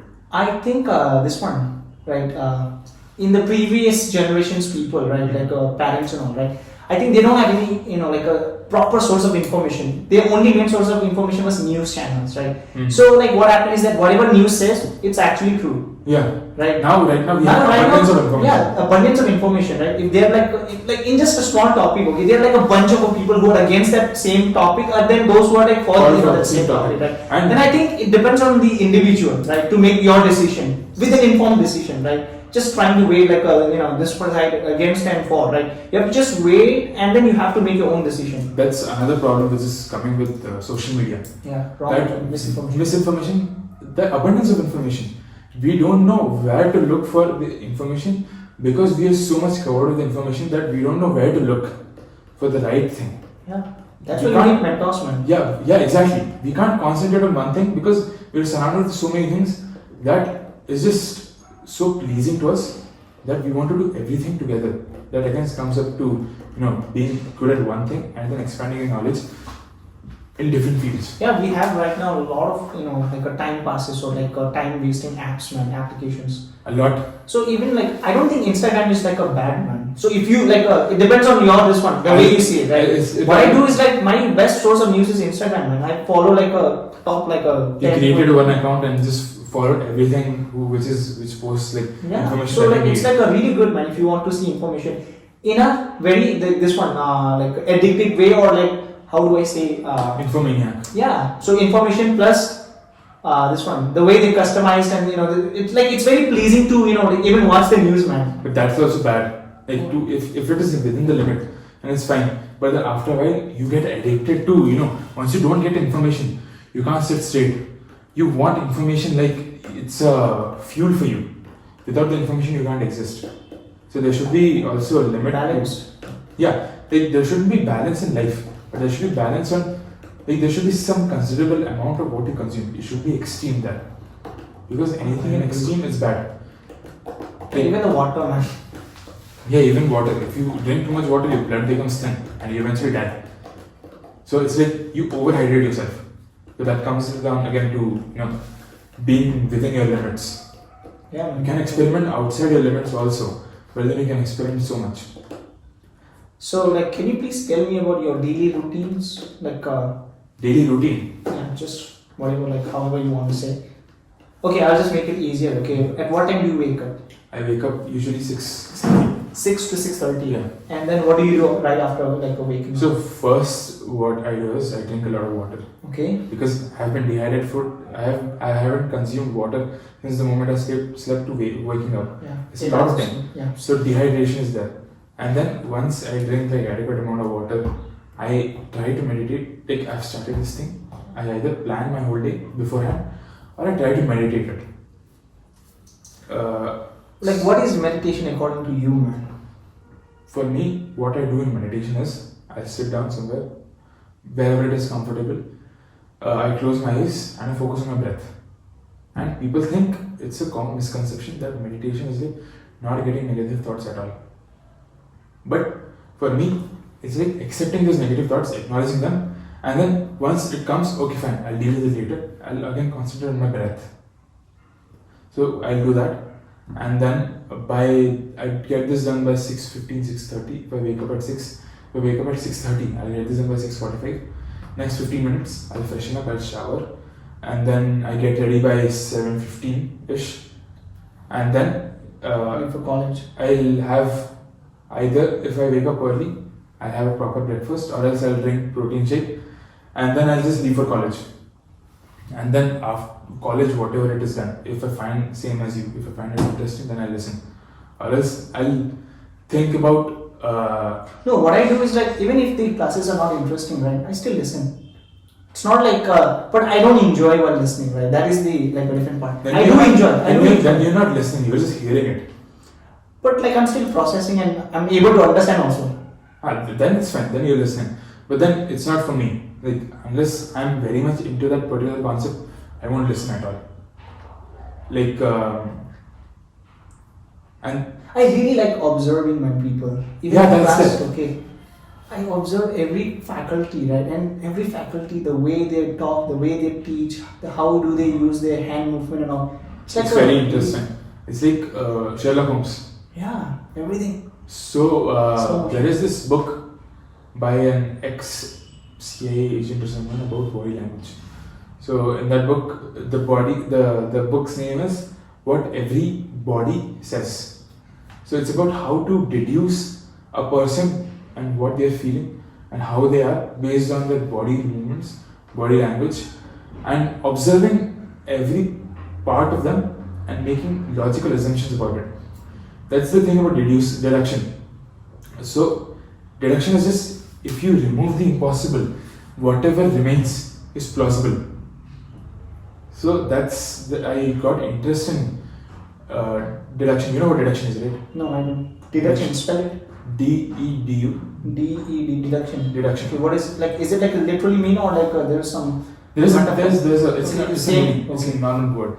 So deduction means looking at a person and analyzing that person and making assumptions about that person.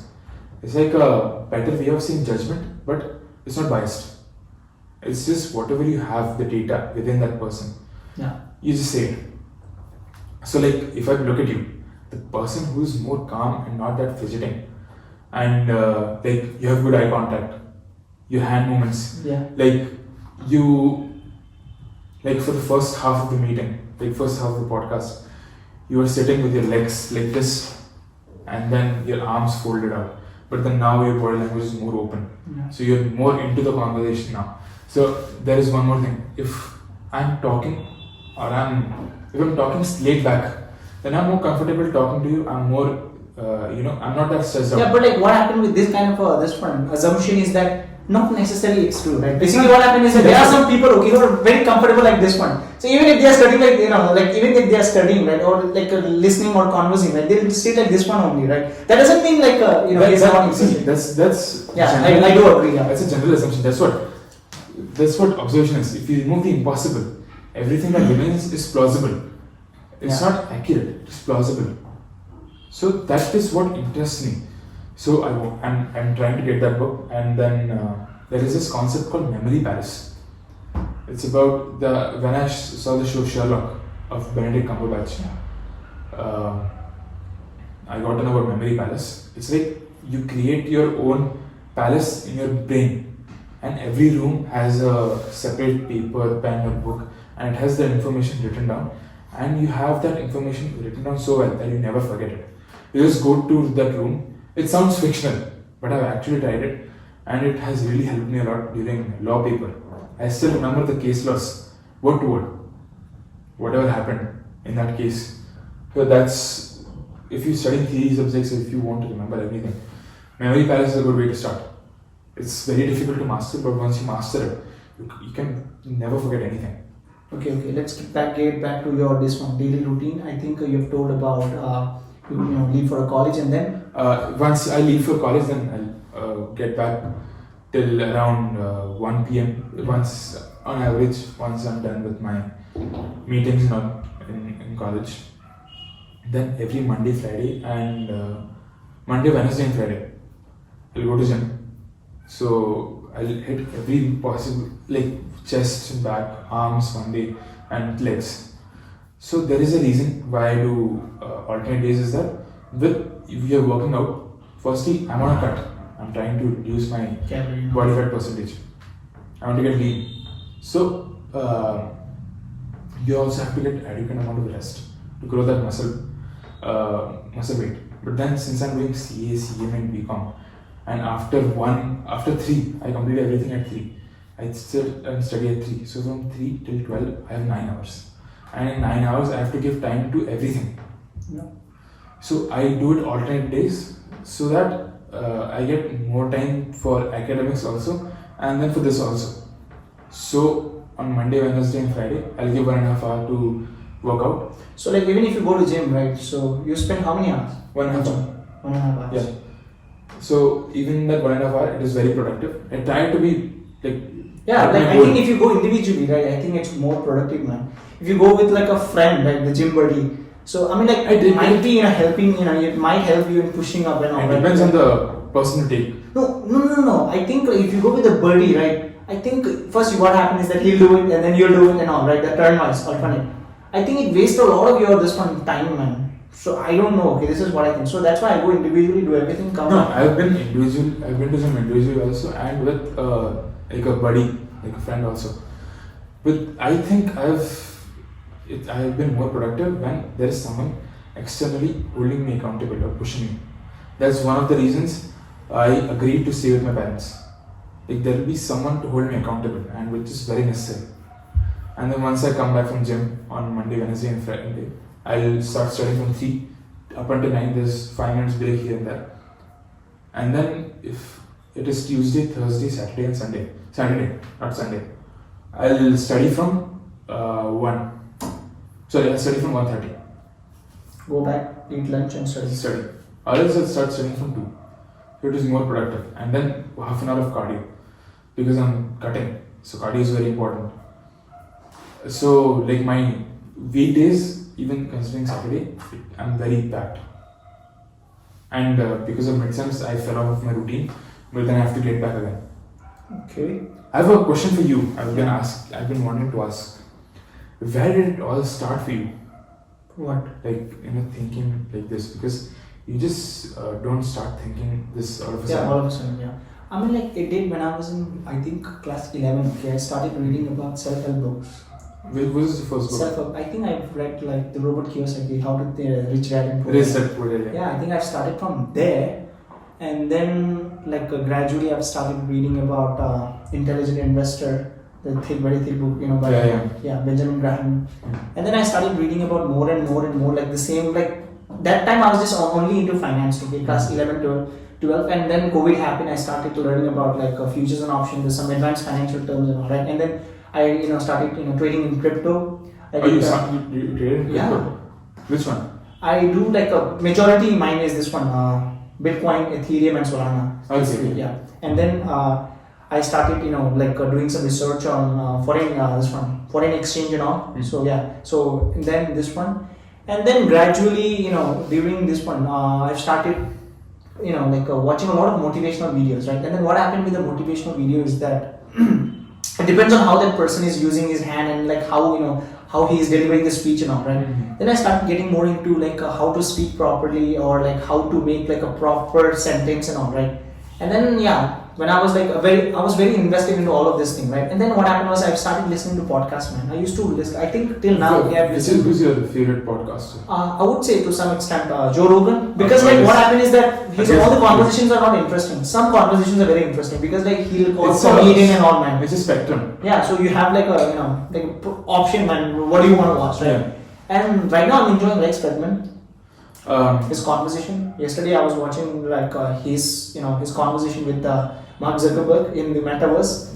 Which one? Lex Fridman. Lex, I've never heard. LEX, yeah. So like even he's not that popular, but like he's coming up. Like he has 3 million something followers. I have a few recommendations for you. There is Diary of a CEO. Yeah, I do. I know. And then there is Andrew Huberman. Yeah, I know. That guy is great, dude. And then there's always Jordan Peterson. Yeah. He's the ideal. Yeah. So. I even like a Beer Biceps, man, like an Indian channel. Beer Biceps is even he's like the Joe Rogan of India. Yeah, yeah, man. But like he's very, this one.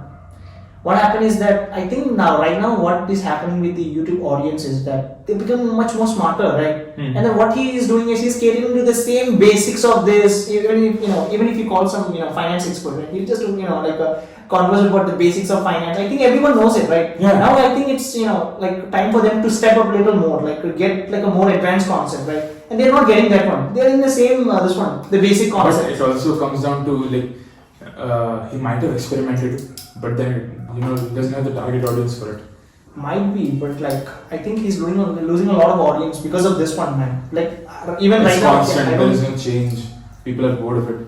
Yeah. That again, that is a big problem with content creation. Yeah, the content creation. All they have to do is they have to evolve with the audience, right? And then what happened with this one YouTuber is that they don't evolve, right? And then what happened is that they just lost their audience and they can't get back their audience, so it becomes very difficult for them to continue. Like you told me about starting watching motivational videos. Yeah. So when I started, even it was like around end of 12th grade for me. So it all started when I decided to lose weight. So I was like 115 kgs or something. I was very 150 kg. 115 kgs. I was very overweight. Now I'm around 90. I gained back again. Do you know how much is Abhay's weight? Even He's 50, man. He's 50? Yeah, he always, like even he is trying to gain his weight, man, muscles and all. It was very difficult for me. This happened when I took a gap year. So before I joined college, I wanted to build myself. Because college is one place where you can start from scratch again, whatever you missed in school. Not only college, I think, whenever you go to a new place, right? It's like they don't have any opinion They, on you. they don't know you. You can just form any opinion of you in their eyes. So I started off with motivational videos, motivation songs, Eminem. Do you know that I have a song, man? I just made a song for myself. Yeah. What happened is that I don't have exactly I have 2 songs, man. One song right now I don't use that. Okay. What happened is that if you have your own motivations, right, like a song for yourself, like this one, while gymming or like while studying or when you get bored, right, when you listen to your own song, right, it hits you different, man. So I have like or like all the lyrics are like a billionaire, trillionaire, like work hard, it's like that, man. yeah, it's a personal note for you.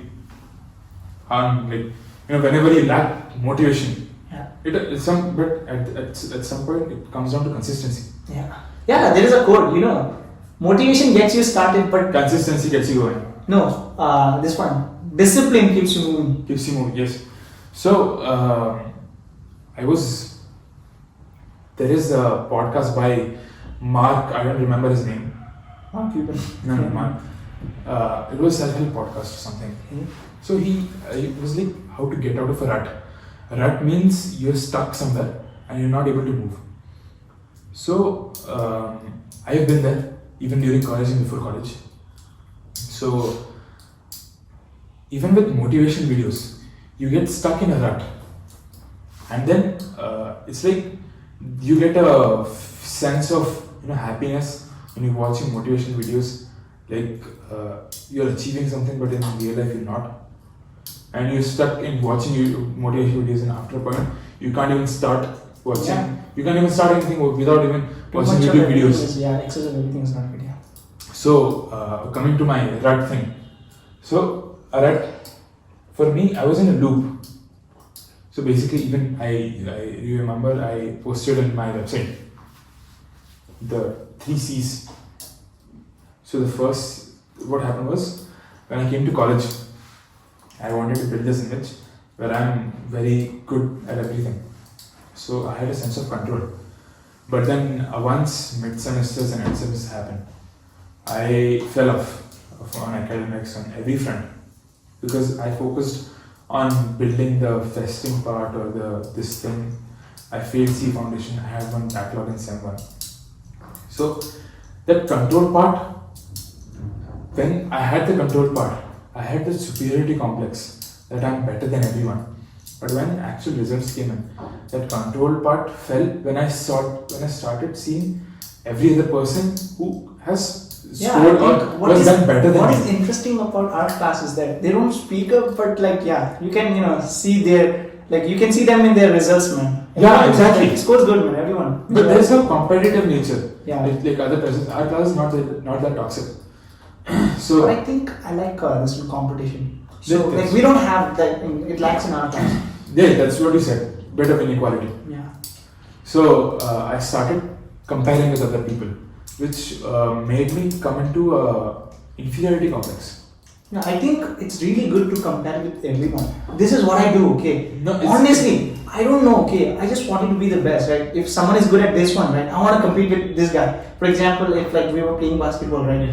There's some guy who's very good, right? Now I want to be better than him, okay? Yeah. And basketball with him, him in studies, with him in this particular position. So like I have this one, and I think You have a person to compete with who keeps you on your toes. But then in different dimensions. I right? took it in different- negative way. Instead of seeing I have to get better than this person, I saw this person is better than me. And I became like, I started thinking like I'm inferior to them. And I started compensating for the lost time I had. So this was the 3C loop. I was in control and I started comparing, then I started compensating. And once I compensated, I started gaining some sense of control again.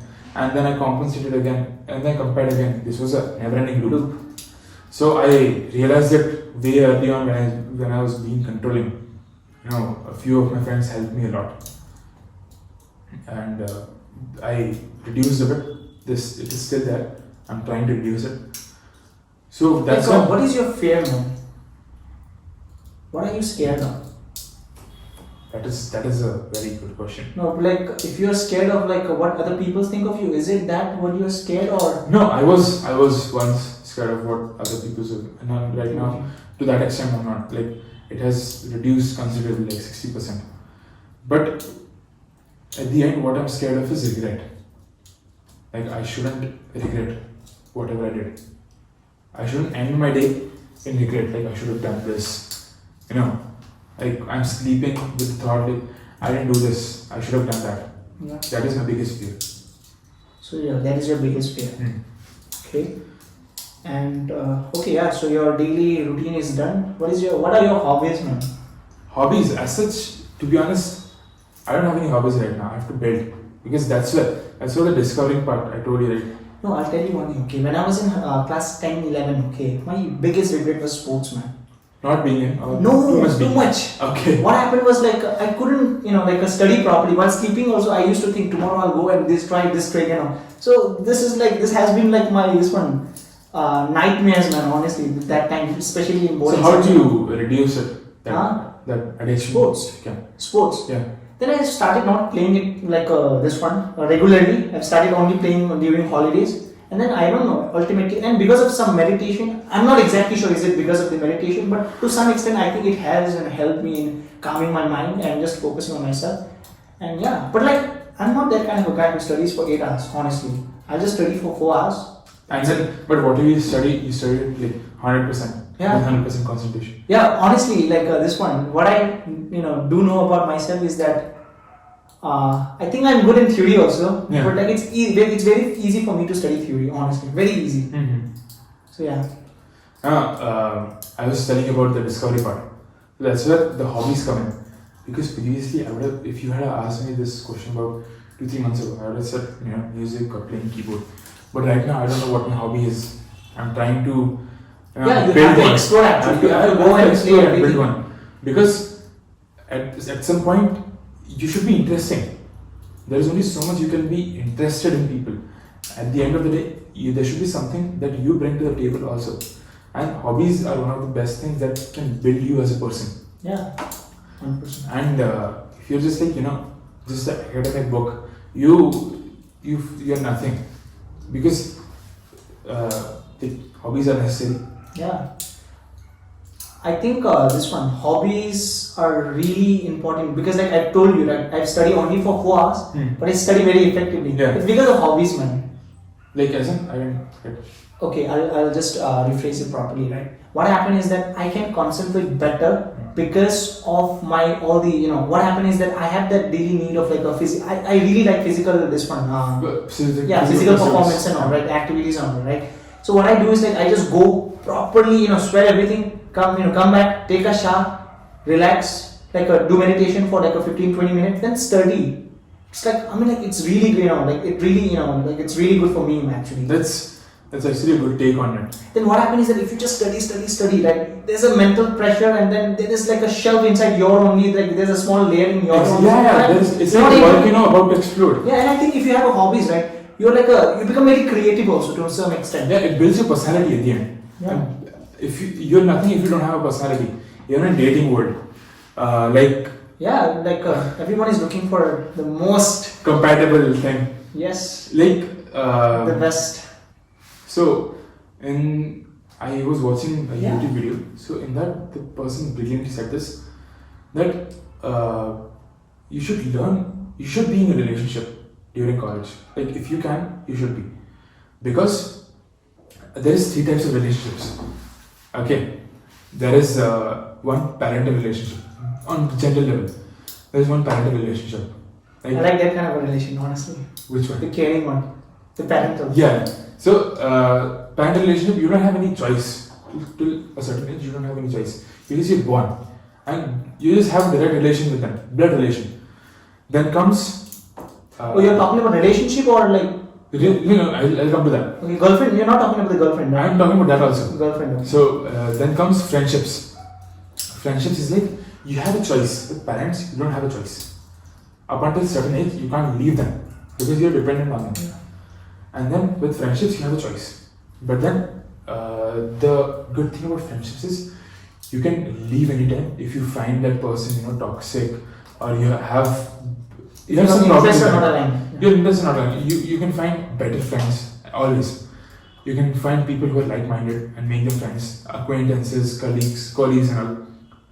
This all comes under friendships, and you get so much experience in building friends since you have been doing it since your childhood that you know how to become friends with some person if you're not if your interests align with them, if you're like-minded. Then comes the type of relationship, like the significant other relationship, girlfriend, boyfriend. I think it is very necessary to be in one that also. Not for the reason is you find someone. No, yeah, not for just for enjoyment and all. Not just for enjoyment, not just for physical just things, for emotional things. It's you learn how to build a relationship from scratch. Yeah. And where it's for parent, if you're here, there is a boundary here, and this is where your parents are. There's a boundary here, and this is where your friends are. The boundary decreases as open as you are with the person. But the relationships, the boundaries generally tend to be here. Very slim boundary. You can be with your girlfriend more than your friends. Generally that is the idea. So knowing how to build that, and there's a lot of things that comes with being in a relationship with another person. It's you have to deal with your problems and their problems also. You get a different perspective altogether. You have a person who cares about you, and you have to care about the other person. If you were to marry, later, yeah. Obviously you get married. So do you prefer your Mrs. to be a housewife or working profession? It depends on her. Okay. So you are fine with any of this? I am fine with any of this. Okay. Okay, yeah. So nation wants to know who is Mr. Prateek's girlfriend. No one. Do you have right now? You don't have anyone. What about you? I did have when I was in class 12. Yeah. Oh, so you have been in a... Is it a serious one? I have. Yeah, it was very serious one. Then, what happened then? Oh my god, she's really good, man. I think I made a mistake or something, okay? Because Dude, that is really good. Firstly, I want to appreciate... yeah, man. I'm accepting a mistake, because it is a problem with guys especially. Because there is this thing called male ego. I'll come to that later. Yeah. I think that's a complete different concept. Yeah. But then there's not a lot of guys. No, let's recall my relation. Okay, what happened was she was the most gorgeous girl in our college. This one, entire school, man. I'm being very honest. She's the most gorgeous. Her name is Gandhi Nama. And she used to care a lot about me, man. She used to send me chocolate every day, man. Every chocolate, water bottle, biscuit bottle, every break. Just oh my god, man! But we are not from this one. She's 1 year older. This one elder to me. She's one. You elder? Yeah, she's 1 year elder. That is very rare. Yeah. So that was. That's probably one of the reasons why. Because once you start getting older, that need to care about the other person, it grows. Oh my god, man! We used to talk a lot. She used to buy me clothes and all. Honestly, man. And then we used to date. We used to go for a movie. Everything, right? She used to be a very caring that girl, right? And then what happened was COVID and all happened, right? And then what happened was I didn't we didn't have that much of a chatting. So what happened was I just uninstalled my Instagram. So there was no way to communicate to her. So then I didn't meet her, and then I just came to Bangalore after that. So we didn't talk to. Still we're not. We haven't ended our relationship, but still we are not in a relationship also. Okay. So it's a very complicated. So it's I had a proper relationship, and both were really fine. The girls are really good, man. But then it was something from you. Not something from me. Not something from me means how would I say, man? I don't know who exactly made the mistake, but what happened was we stopped talking with each other, right? Mm-hmm. And then more so because I just uninstalled my Instagram, that old one, right? Okay. So that's why I would say it's more of my mistake because I didn't go and communicate and even male ego because I should have texted her hi, how are you? Even the female ego, she didn't text me. See that's what it comes down to. I think the ego that derives from gender is completely different from the normal ego. Yeah. Because there is 3 types of egos. There is normal ego. There is ego because of your insecurities. That is average teenage boy ego he has. because of his dad is something minister or something. Did you had any ego? Like, Yeah.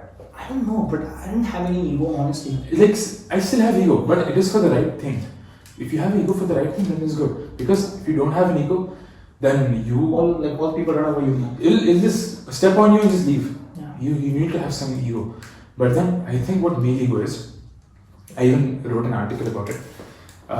Deepshika from our class, she asked me this once, and I've been telling this to every soul who I can meet.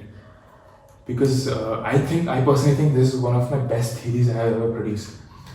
So, primarily, or evolutionarily, whichever word you prefer, in human species, it was by nature, it was the thing the male will provide for the house and female will look after the house. Both are equally important. I'm not saying it's the case right now, I'm just saying in a general evolutionary. So, because providing for the house is equally important and looking after the house is at least equally important, if not more. Because if the person is not in the house, there should be someone to look after the house or the people inside the house. And there should be someone to keep the house running. Both are interdependent and equally important. There's nothing like you're just staying in the house doing nothing. There's nothing like that. My mom is a housewife. I know the amount of work she does. And so, there's three things that comes. I think the name has changed, man. It's not housewife. Homemaker. Homemaker, yeah. So, there is three terms that I think. Even Manan, he had his own theory about male ego, which is brilliant in its own. There is three terms: willingness, responsibility, willingness, and status. These are three stages in that order. First is responsibility. So, as a kid, it's like about when you are 10 years old, you have some idea about how the world works. You get a few responsibilities from your mother or a father. It's more possible that your father gives you responsibilities. I'm just talking about boy to father, like child to father. This is a boy to father relationship. I don't know about daughter to father, son to father relationship. So a father gives a few responsibilities to the son to make him understand how responsibilities work, how accountability works, how he should be responsible in life to take care of himself and his family in the future. And then, even I was, and I think even you were, and every boy, every son ever, he despises those responsibilities in that age. He doesn't want those responsibilities.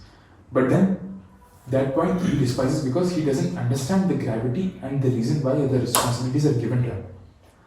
And after 16 years, 17 years of age, when the responsibilities progressively increases, you get that sense of appreciation for your dad. And you start to understand the gravity of that responsibility. Yeah. Like the amount of hate or dislike you have for the responsibility gradually decreases. It is still there, but you know it is necessary for you to learn this for your own future, for the next generation that you have to take care of. So next comes after a while when you are on your own feet, when you're earning, when you're starting to take care of the family, when you're starting to take care of yourself, you started earning. The responsibility turns into willingness because you've done so much responsibility. So if I have to put responsibility in a sentence, it is like I have to do this work. The emphasis word is have. It's like a responsibility that you have to do this. But then willingness in a sentence is like, I can do this. So you have taken so many responsibilities in life till now that you're accustomed to it and you're willing to take more, if not less. So you're like, I've done this before, I've taken so many responsibilities, I can do this also. This is the longest period. Willingness is like from the time you started earning till like the middle of your life, 50 years or something. And after a while, when the willingness progressively increases with the tasks and responsibilities, that willingness turns into status.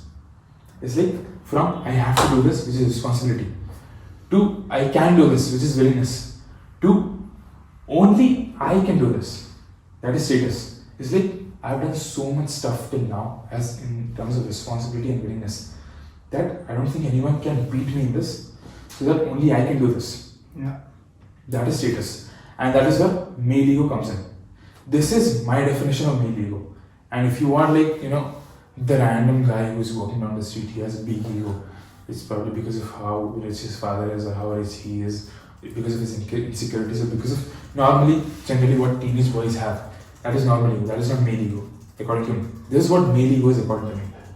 Your it's your theory, right? It's like Even I have like some sort of like a very unpopular theory, right? Yeah. But I think the most important relationship in one's life is, I think there is 3 relationships. First is the relationship you have with yourself. Yourself.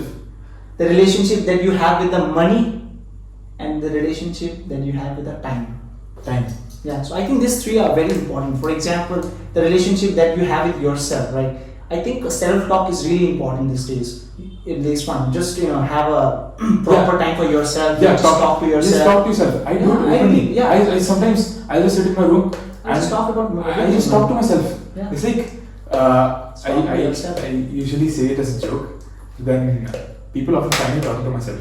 They're like, "What are you doing?" It's like whenever I need someone's expert advice, I talk to myself. Like what happened is, like, I have to wear the earphone, right, while walking, just to talk with myself, man. Just imagine, man. Because like everyone thinks weird, right? So that's why I just put some earphones and then I talk. Even I used to do that, but then right now I don't mind. Even if I don't have earphones, I just talk to myself. It's like whenever I need someone's expert opinion, I just talk to myself. Yeah, because like, I am the person who knows myself throughout. If you start talking to yourself, right, you start thinking more, man. This is what I observed. You start accepting yourself, because I think it is one of the biggest problems right now is that people don't accept their own thoughts. It might be good, it might be bad, it might be anything disgusting. But once you accept it, the thought has come.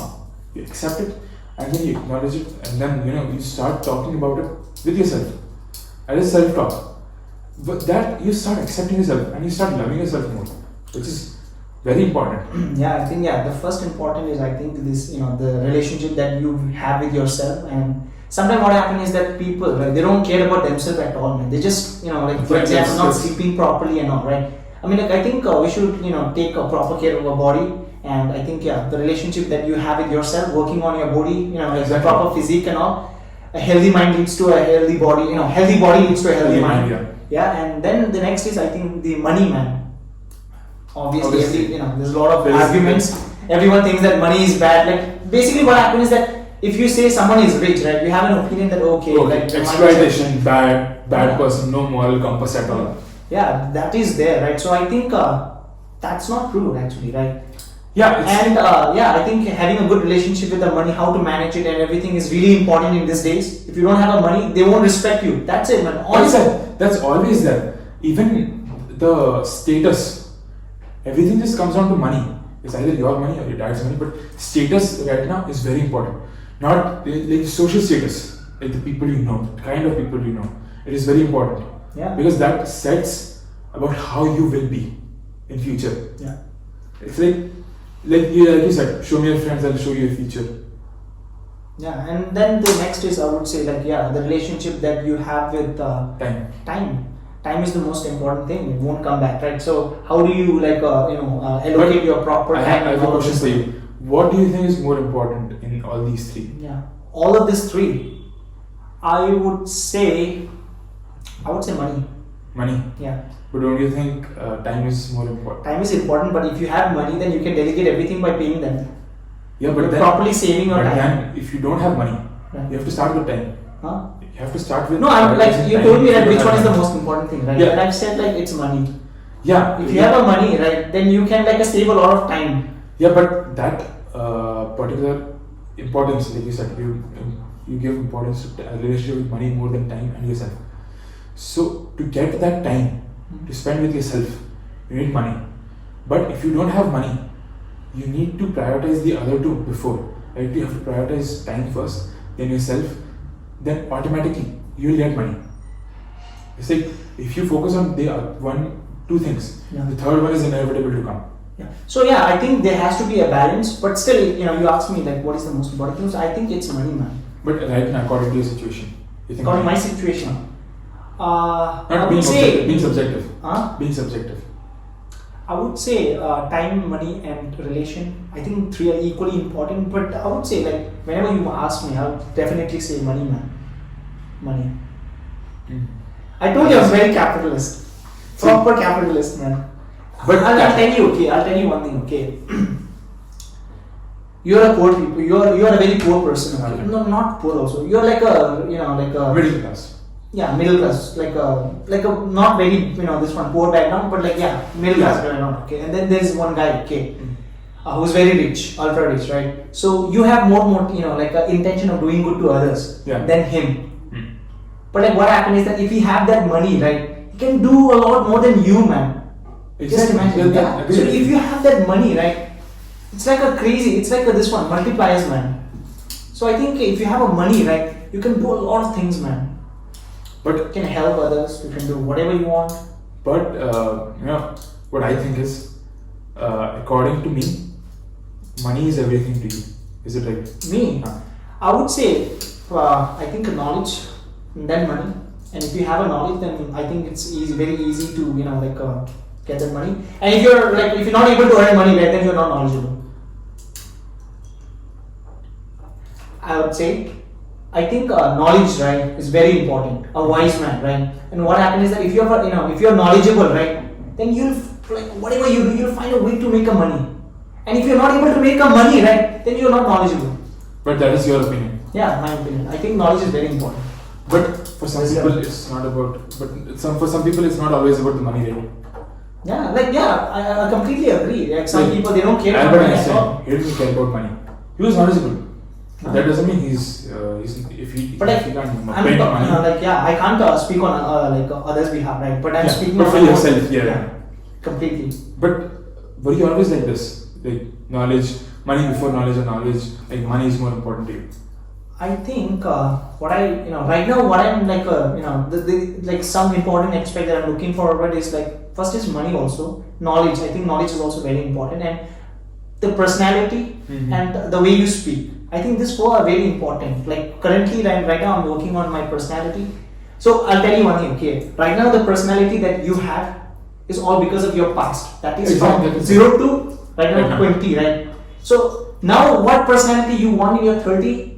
It all depends on your 20 to 30. So yeah, right now I'm just on that journey to make myself the future me that I wanted to look myself later, and then that's why I really don't talk a lot actually in class. Do you see me? No. Have you ever seen me talk?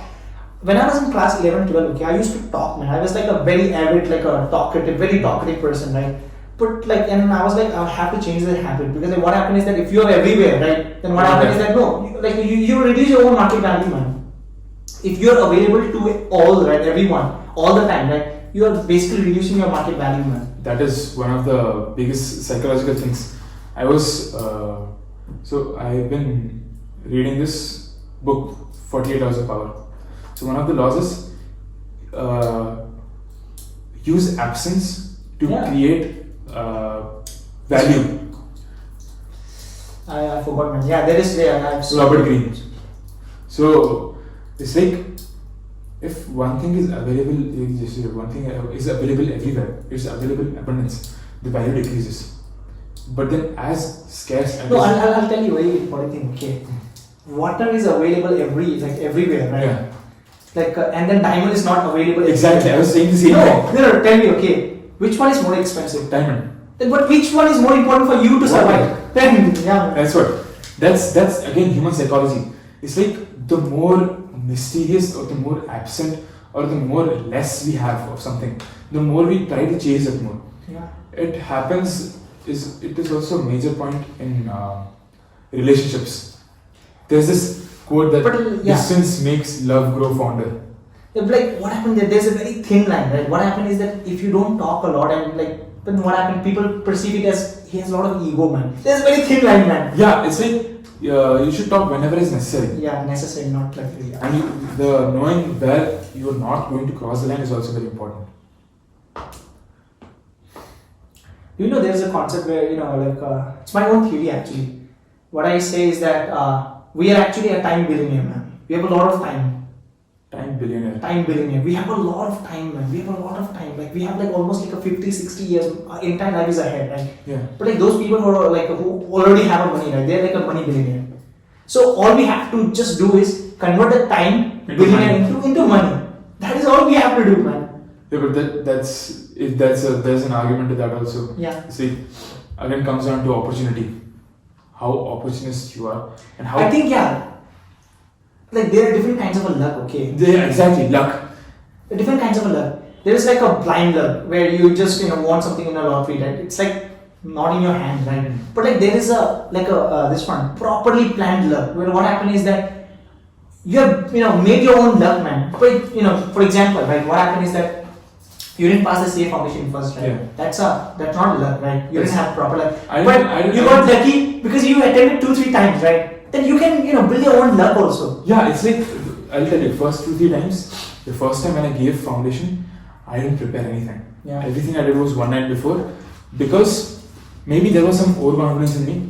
But then, as much as I gave, I was always overconfident. But this time, I was considerably underconfident. So that gave me more this thing that I have to study more because You have that pressure, man. Sometimes you need that pressure. Yeah, it's a good one.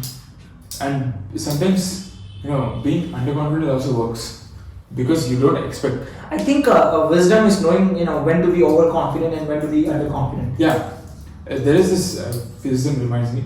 Have you seen this show called Blacklist? Blacklist, Yeah. List, no. It's a very good show. Okay, it's a Netflix, right? It's on I've seen Netflix. some It's a criminal this time. So in that, there is a character called Raymond Whitman. The actor, the character of that thing is so brilliant. How brilliantly that character plays is. Oh my god. Like every word, every expression of that person, every emphasis on every word. I want to make a whole detailed character analysis if I can. Like if I want to grow on how I talk, how I speak in front of people or to people, I want to be like that. Like how expressive he is, how his English is, how his accent is, how polite he is. What was I saying? Okay, so let's move to some different interesting topic. Okay, so what's the one thing that you're really passionate about? Like, what do you think? What is your ultimate goal? Like, there are some people who wants to impact or create an impact in the coming generation, or there are some people who are like, no, I don't want to impact anything. I just want to live a happy family life. For me, it is being someone that people look up to, like a leader. Okay, so you're that kind of a person who wants to lead. I like leading. I like leading. Okay, yeah. And like as you said, for leading, you have to make an impact. Like I want to leave the room, and even after I left the room, everyone I want wants to be talking. Yeah, exactly. I want people to talk about me so that, and I have to. I don't know, but there was a time. Yeah, I think if you want to be a leader, right, then you have to be a good orator, man. I know that but I really suffer. I don't know what happened is that I don't have that sense of this one. I don't have that leadership quality, and I don't want to be leader at all. Yeah, that's completely. Yeah, right. that's completely alright. But it is an inherent thing. No, but what I do like is that I really wanted to be a CEO and all. So basically, it's like a leader only. Yeah, CEO. Okay. So my during when I started my journey, when I wanted to get into corporate, my main goal was, I just want to put it out there, because it might be a bit cringe, but I wanted to be CEO of Apple. Yeah, it's not cringe. I used to think. Yeah. Cool. But right now, I'm in that thing, if I start everything, build everything from scratch, I need people who can follow me. And that's why I prefer starting, if a company is to a certain level, even if a startup is at a certain level, I want to enter, I want to make an impact, and I want to take that specific company to a higher level. Yeah. But like what I really, what I'm really interested is that I told you, right, I'm really interested in like a lot of things, right? So for example, right now a lot of biotechnology is happening and all, right? Yeah. Investment in DNA or like manipulations and everything, right? And then there is a space explorations and all, right? And then there is a carbon, like everything, how to do, renewable solar energies and all, right? And then there's a luxury, brands and all, right? So like I've decided like how do I'm really interested in everything, Yeah. right? So how, like, is it possible to do everything? So Then I was like, no. What happened is that first you earn like a proper money, right? Then what happened is that you That thing make for- a company like an investment, BlackRock, BlackRock. Yeah, yeah, yeah. What happened is that they own everything. they own everything. Though they own everything. So I really wanted to like create a company like a BlackRock, or I really wanted to lead a BlackRock. That's my like. I wanted to. There's a few. I wanted to get into an investment bank at some point. There's Morgan Stanley. My main was Morgan Stanley, and then BlackRock. I was really interested in hedge fund. But then it became a thing like you can't be a leader there because it's heavy competition. Yeah. You can't, and you lose a sense of yourself because the world is so competitive there that the morality of people, the principle, people like tend to ignore. Yeah, it. there are a lot of corporate politics. There's a lot of politics, and being in my own student association, I know how bad politics can get. Yeah. So I want to get into a startup or anything that has a middle range. But I think if there is a lot of corporate politics and all, right? So eventually there's a competition, right? And what happens is that if you're able to clear the competition, right? If you're able to, still win, right? Then I think you will be mentally prepared for anything, everything, the life throws at you. Honestly. Yeah, but then you forget a sense of self. Like you have to sacrifice a lot. You have to sacrifice your morality. You have to sacrifice your principle.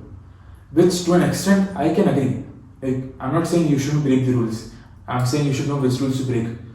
But then after a while you shouldn't cross the limits. You should be in your limits. You shouldn't cross the threshold. But then I think that is very much not possible. You have to continuously cross lines in corporate, which I don't like. So as an experience, it is fine. But then I don't want to do it full time as like a lifetime thing. Yeah, man. A lot of pressure, a lot of this one also. But like, yeah, I really want to do it. What happens is that if you earn a lot of money, right? So if you're like a rich billionaire, right? Yeah. You have a lot of option, man. You can invest in whatever you want. You like some like a biotechnology, that company is doing well. You invest. You buy it. Give 100 million. It's fine, right? And then what happened is not only giving this one, right? Like Elon, man. What happened is that he has that money. He invested in a lot of things, and then not only just investing money, right? Even you go there, help them, communicate. You'll get knowledge. They'll get knowledge. Is this not about Elon Musk? He's a trained businessman. But then it's also like, for example, Ryan Reynolds. The actor Ryan Reynolds. Yeah. He started his own gym company. The biggest advantage that person has is his fast marketing. His marketing strategies were so brilliant that people wanted to buy his products because he owned them and because how he marketed them. But like, He's still a shareholder. Yeah. But then he sold it. He sold the company, the aviation jet, American aviation jet, for 600 or 700 million. He started off at very minimum, but 600 million he sold it for. Do you know what is my greatest fear, man? Yeah. I always fear that if I become rich, right, and not having knowledge, man. Oh my god, man, that's terrible. I would rather be like you can't be rich without knowledge, like you said. You can, man. Like gambles and all, right? That is not rich. Yeah. That is just luck. No, luck, but still you are rich.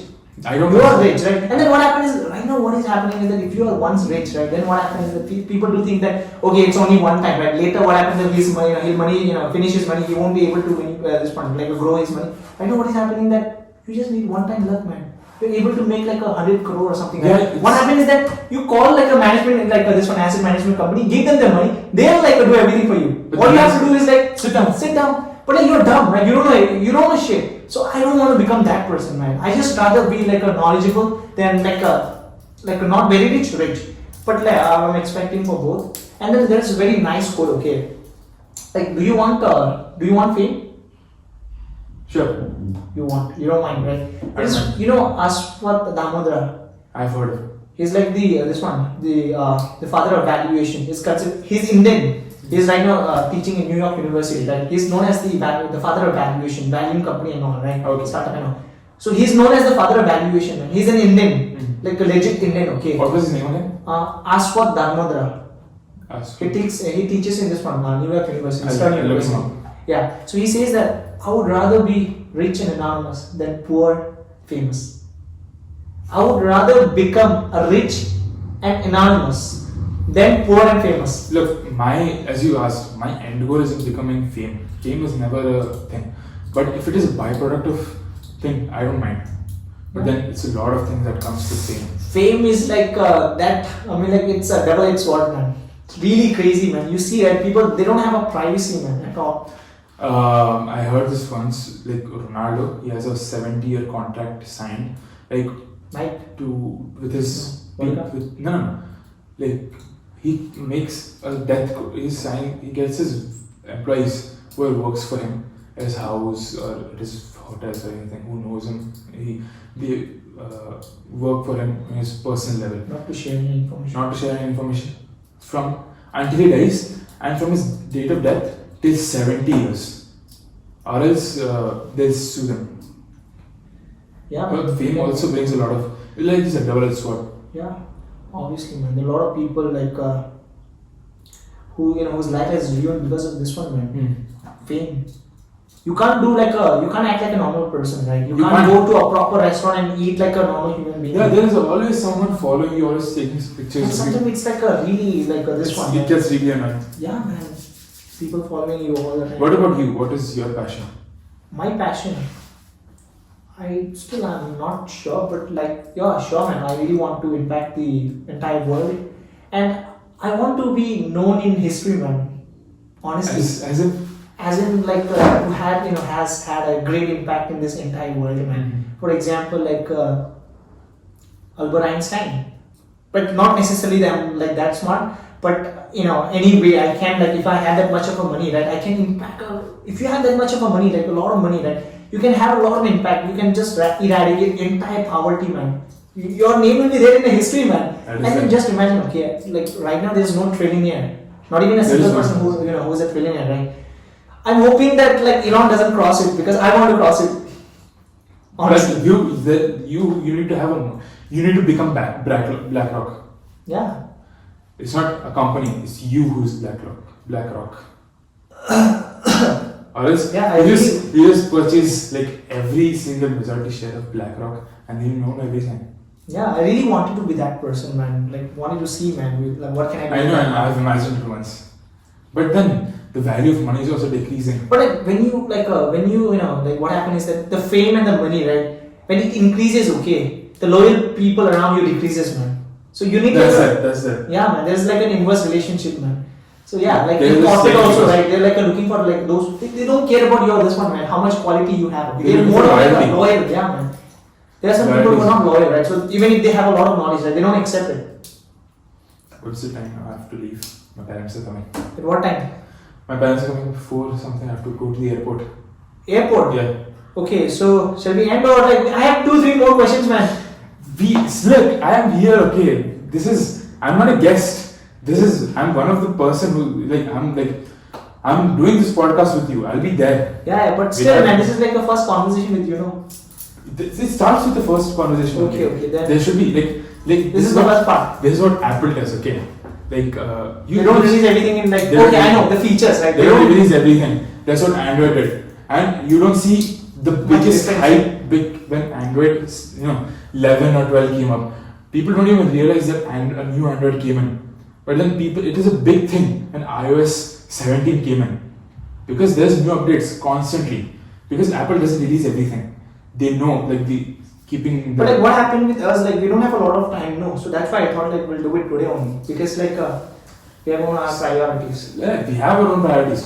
I said, every second Sunday we'll sit together. Okay. We'll call people. Yeah.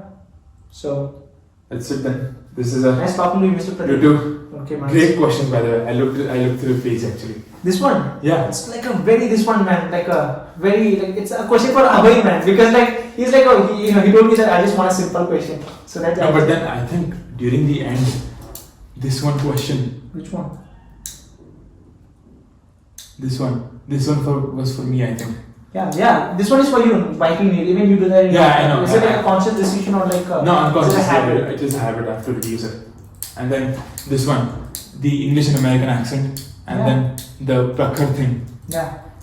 So I really wanted to ask you, like, who's your role model? Because like, what happened is that My father. Huh? My father. No, I'm talking not in that sense, but in like a social media influencer. Social media influencer. Yeah. There is. Because like what happened is that like people they don't know themselves, right? And then what happened is that They look at someone else and they try to become like them, and then they don't know that even Abhay, right? He doesn't know that like he liked that actor, right? But he doesn't know that he he's becoming him. Yeah, he wanted to become like him, right? It's unconscious, but for me it is conscious. It's hard to pick one. I'll say at least two. There is Prakhar Gupta. Yeah. I like the way he converse, right? And then Jordan Peterson. Jordan Peterson. Why is that Jordan Peterson? I don't find him, like, I do find him interesting, but not that much. Because of psychology, on how he articulates, how he puts on his points, even though he's agreeing, disagreeing, how he presents himself. And Prakhar, because of the way how he thinks on his feet. Yeah. That's two people. Yeah, he's a fast thinker, man. Yeah. He's fast speaker also. And I think it's really important to speak fast, man. Not speak No, fast. Think fast. Huh? It's important to think fast. No, that's why I told muscle memory, right? You don't have to necessarily think, man. All you have to do is just speak fast, so that people think that you're thinking really fast. No. That's a psychology, man. No. Honestly. I think it is better to think fast than speak fast, because if you just constantly speak fast. I'll tell you one thing. Okay, in a conversation like a podcast, right? Then obviously, if you are able to think fast, right, then you can converse that, right? But in a real life situation, right, not in podcast, in a general life, then I don't think you have a lot of time to think also. No, but then if you constantly speak fast, then you don't know where to not speak. But if you constantly think fast, you know where to speak and where to not speak, which is equally important. But what I've seen is that people who talk a lot, right, they not necessarily, but they do seem like a confident first, knowledgeable, and this is what you want, isn't it? No, but I think whenever I see someone who's speaking really fast, because I personally take my own time to speak. I've seen people yelling at me because how calmly I take my time to speak. So I think people who speak really fast, I tend to think they're in a hurry or something. Yeah, but and they're not that much interested in conversation. I know you. Yeah. You wanted this to happen. We wanted this conversation to happen. So if I know the intention, if I don't know the intention, I think I'm assuming that the person is not very interested. They just want to get this done, conversation, and just leave. So you told me you wanted to be a leader, right? Right now, what is happening in this one, US is there's a presidential election, right? They have only 30 seconds to that is speaking under pressure. That is debate. So I think what happened is that if you are a fast speaker, okay, let me just contradict both, right? Fast speaker and a slow speaker, right? I think they're equally they have their own this one, please. But if you are a fast speaker, okay, depending upon the situation, right, you can reduce the speed also. But I think if you are a slow speaker, right, I think it's very difficult to first speak very fast. No, is it? Slow speakers for me, I speak very fast when I'm nervous.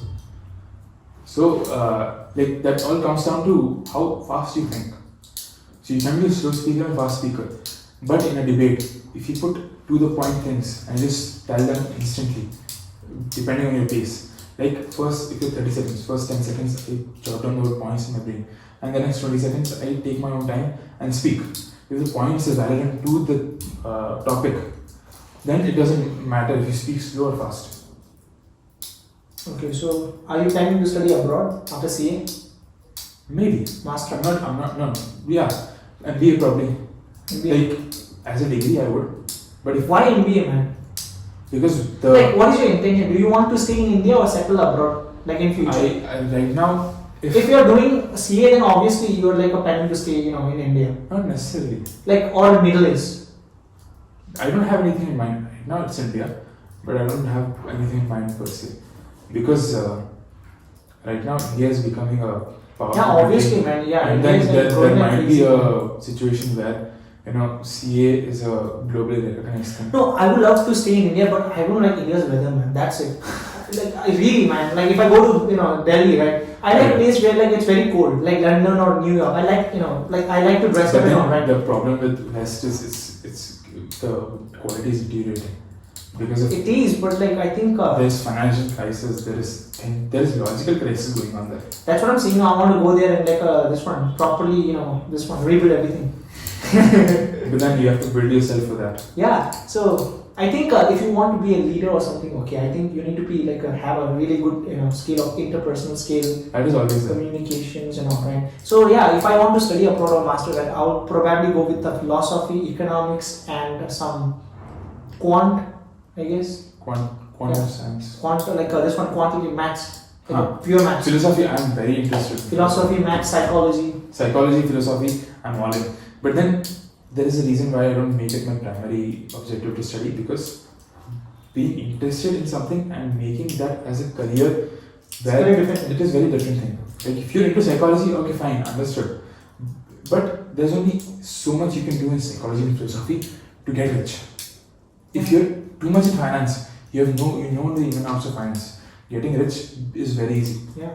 No, like even I had this one, okay, when I was in class 12, okay, like during lockdown after this one, I had to plan like what do I do after this one in college, right? I didn't choose BBA because of this one only.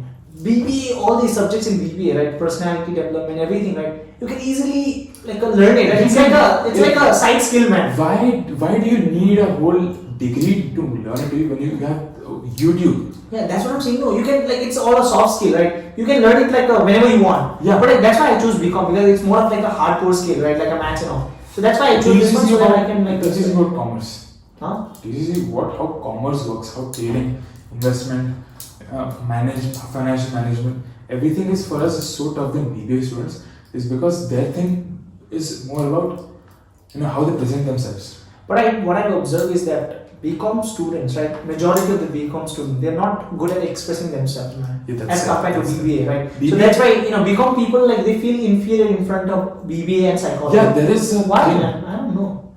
BCom like majority, this is a common thing. BCom in general doesn't have the personality as compared to BBA students, because it is a assumed thing that BBA is more superior because of how they present themselves. Because that's what they have to, in the end, do, present themselves. Yeah. But yeah, this is what I've seen. So I'll just go through like 2-3 more questions. Is it fine? I have to leave, sir. Okay, that's Look, fine, man. this is our podcast, this is permanent. Up Okay. until college ends. Okay, fine, man. Or else, if this thing gets bigger, we'll just do it. Yeah, man, obviously we'll just leave college, man. We'll do like only CA, man. Like we Yeah. can study and yeah, that's really interesting, man. Because like I don't think our college life is very boring, man. That's why like No, it's not. It's our job to make it interesting. yeah, it is. But like If you're not getting interesting, then move out of college to make it interesting. I don't have like a right now proper plan. Like what if I if not able to do CA properly, then See, that's always there. backup plan. Sometimes you don't need a backup plan. It's true in like a theory, but like in reality, it doesn't work that way, right? You need like a proper plan. Otherwise, like you're fucked up, man. Okay, see you, man. Then have a nice day. Alright, it was good talking to you. Yeah, man. Finally, we did this.